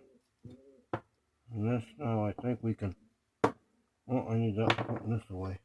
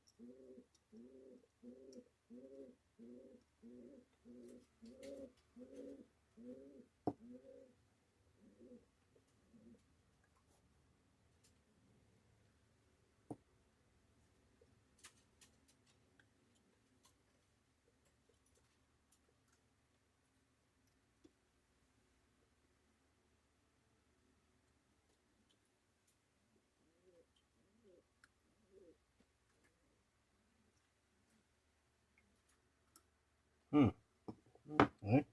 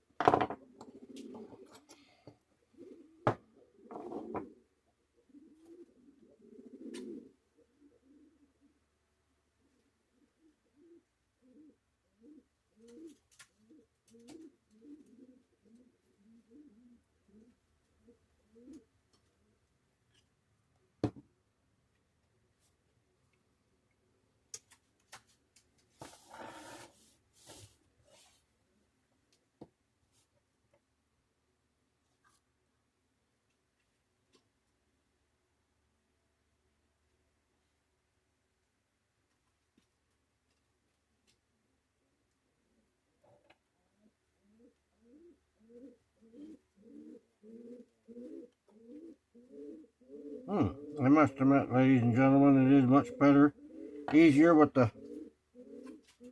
trucks off. Now, why why you want to be like that.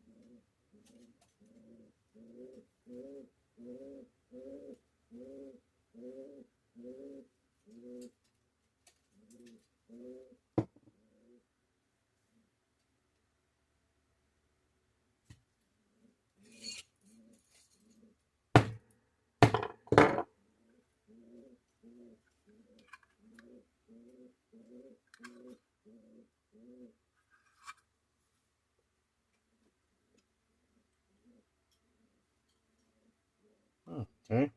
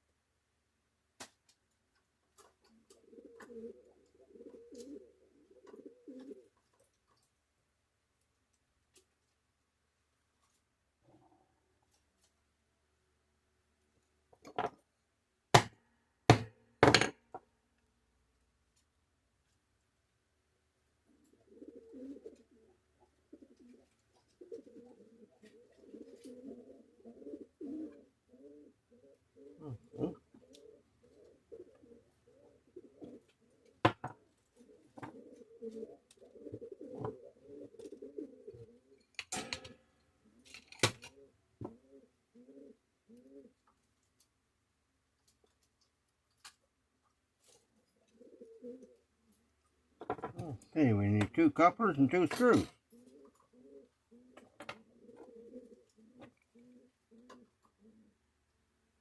Yeah.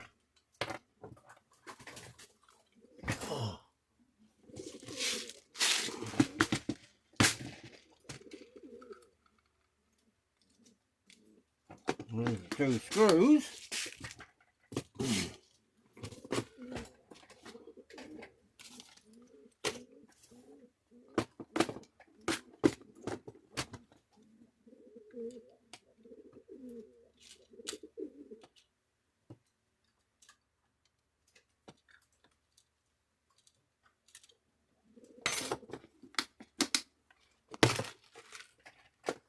I know, the old timers say I should be putting Katie couplers on these things, but my line, my cars.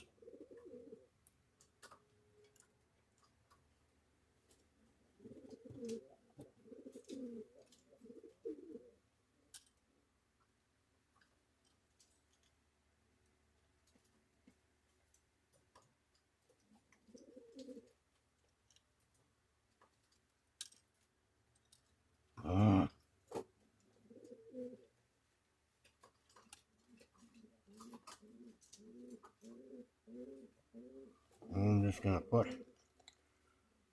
just as Ron at Classic Model Trends would say, just a little more than a little than too much. A little more than too much.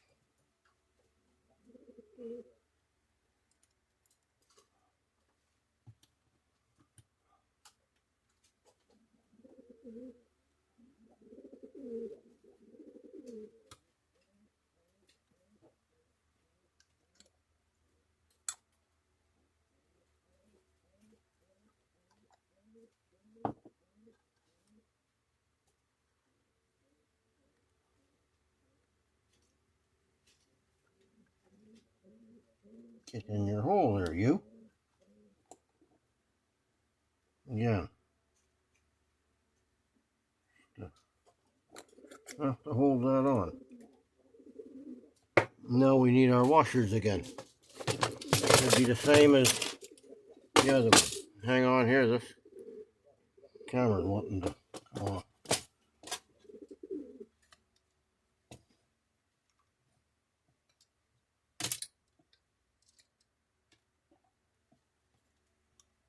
My problem is I don't have any more other ones. I'm going to have to use these.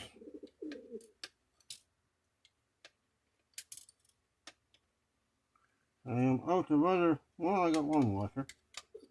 Not the right size though.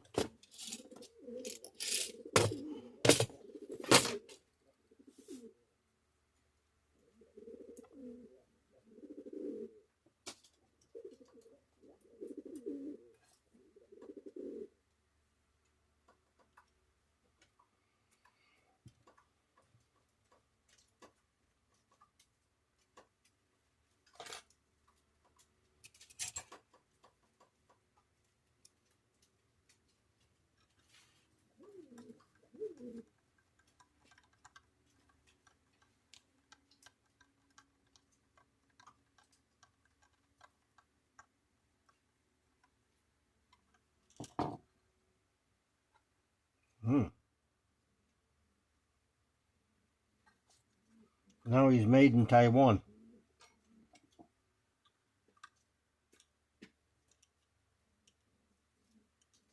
What happened? Oh, there it is.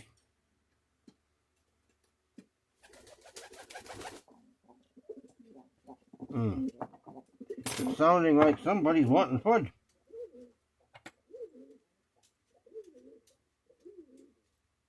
Ooh, that just goes through in there.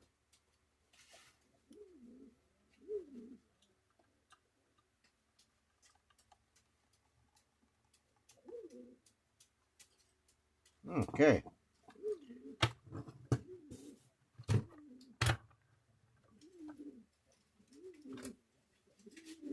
What do you mean he's way too low?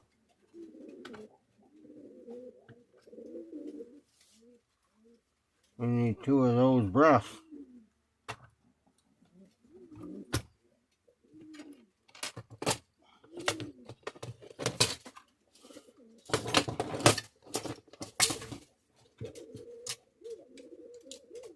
What we just ran into is 2 different truck bolsters.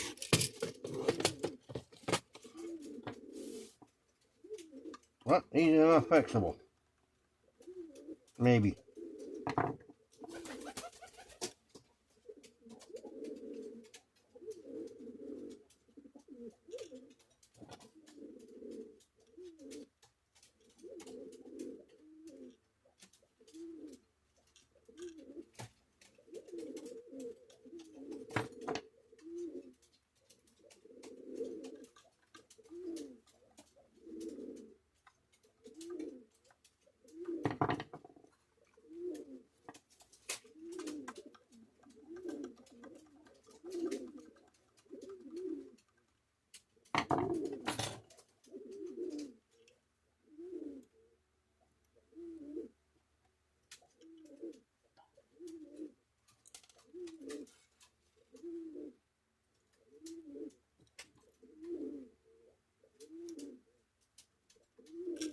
Oh, there.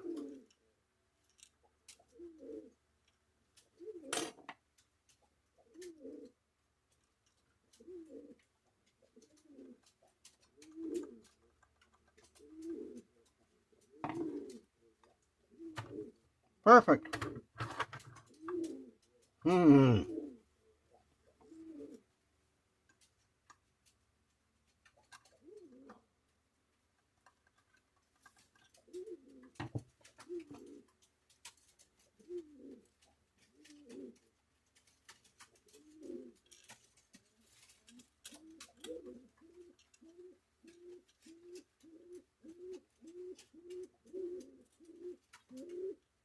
Now I need one size bigger screw.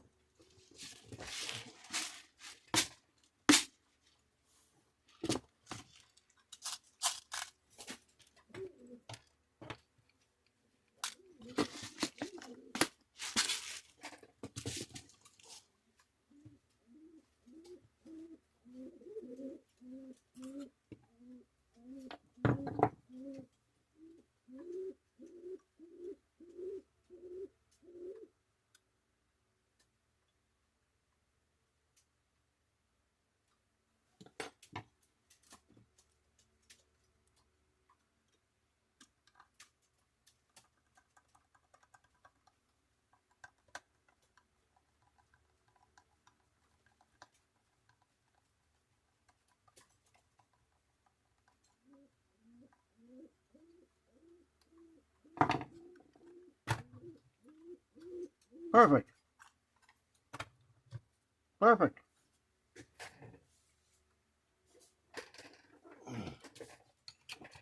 Okay, ladies and gentlemen, there's two Barney. This is a Tyco. There's two Barney cars back on the rails. The Barney boxcar and a Barney Frisco boxcar and a Canadian National reefer car from Barney's. All back on the rails again. So that's using the lifelike chassis under them. So you can. Okay, so that's well, there we go. Yeah, all the ends, everything on them, handrails, everything's in. So these two are all steps, everything are on them. So these two are ready to go back into service. I'm going to put the knife and a couple of things away here. And screwdriver. And this up in the spot. Now we still got this chassis to go for this Western Pacific. He does have all his, one ladder's broken. I might be able to get another one for that. But this guy's going to take some body work to straighten out and repairs. So he got his chassis. He's got his, he's got all his handrails. So cool. So okay. So I just got to find a step for it. And I got brake wheels. I got brake wheels. So I'll look up another step for it. And another ladder and a brake wheel and some parts, and in another video we'll work on getting this guy back on the rails. This one has the clip in. This is off a newer lifelike, but I might decide to fill them holes in and go with the fully sprung trucks on it. I have the parts for it. We also have the pieces for all here. So I just got to find another ladder in my stock, which I may have. And I know I got brake wheels. I got lots of them. Then I'm missing one handrail at this end. Okay, well we can make that. But we'll, it's going to be too long a video tonight. So we'll take this one apart. I'll show you how they all come apart. We'll straighten out his ends and pieces. This will be another work day. I'll see if I can find a roof walk for it. I may have some around extras. So, with that, for tonight, we got two cars completed, ready to roll. They're all weighted, ready to go back on the lines. So, I'm quite happy with those two. So, for our night's work. So, with that,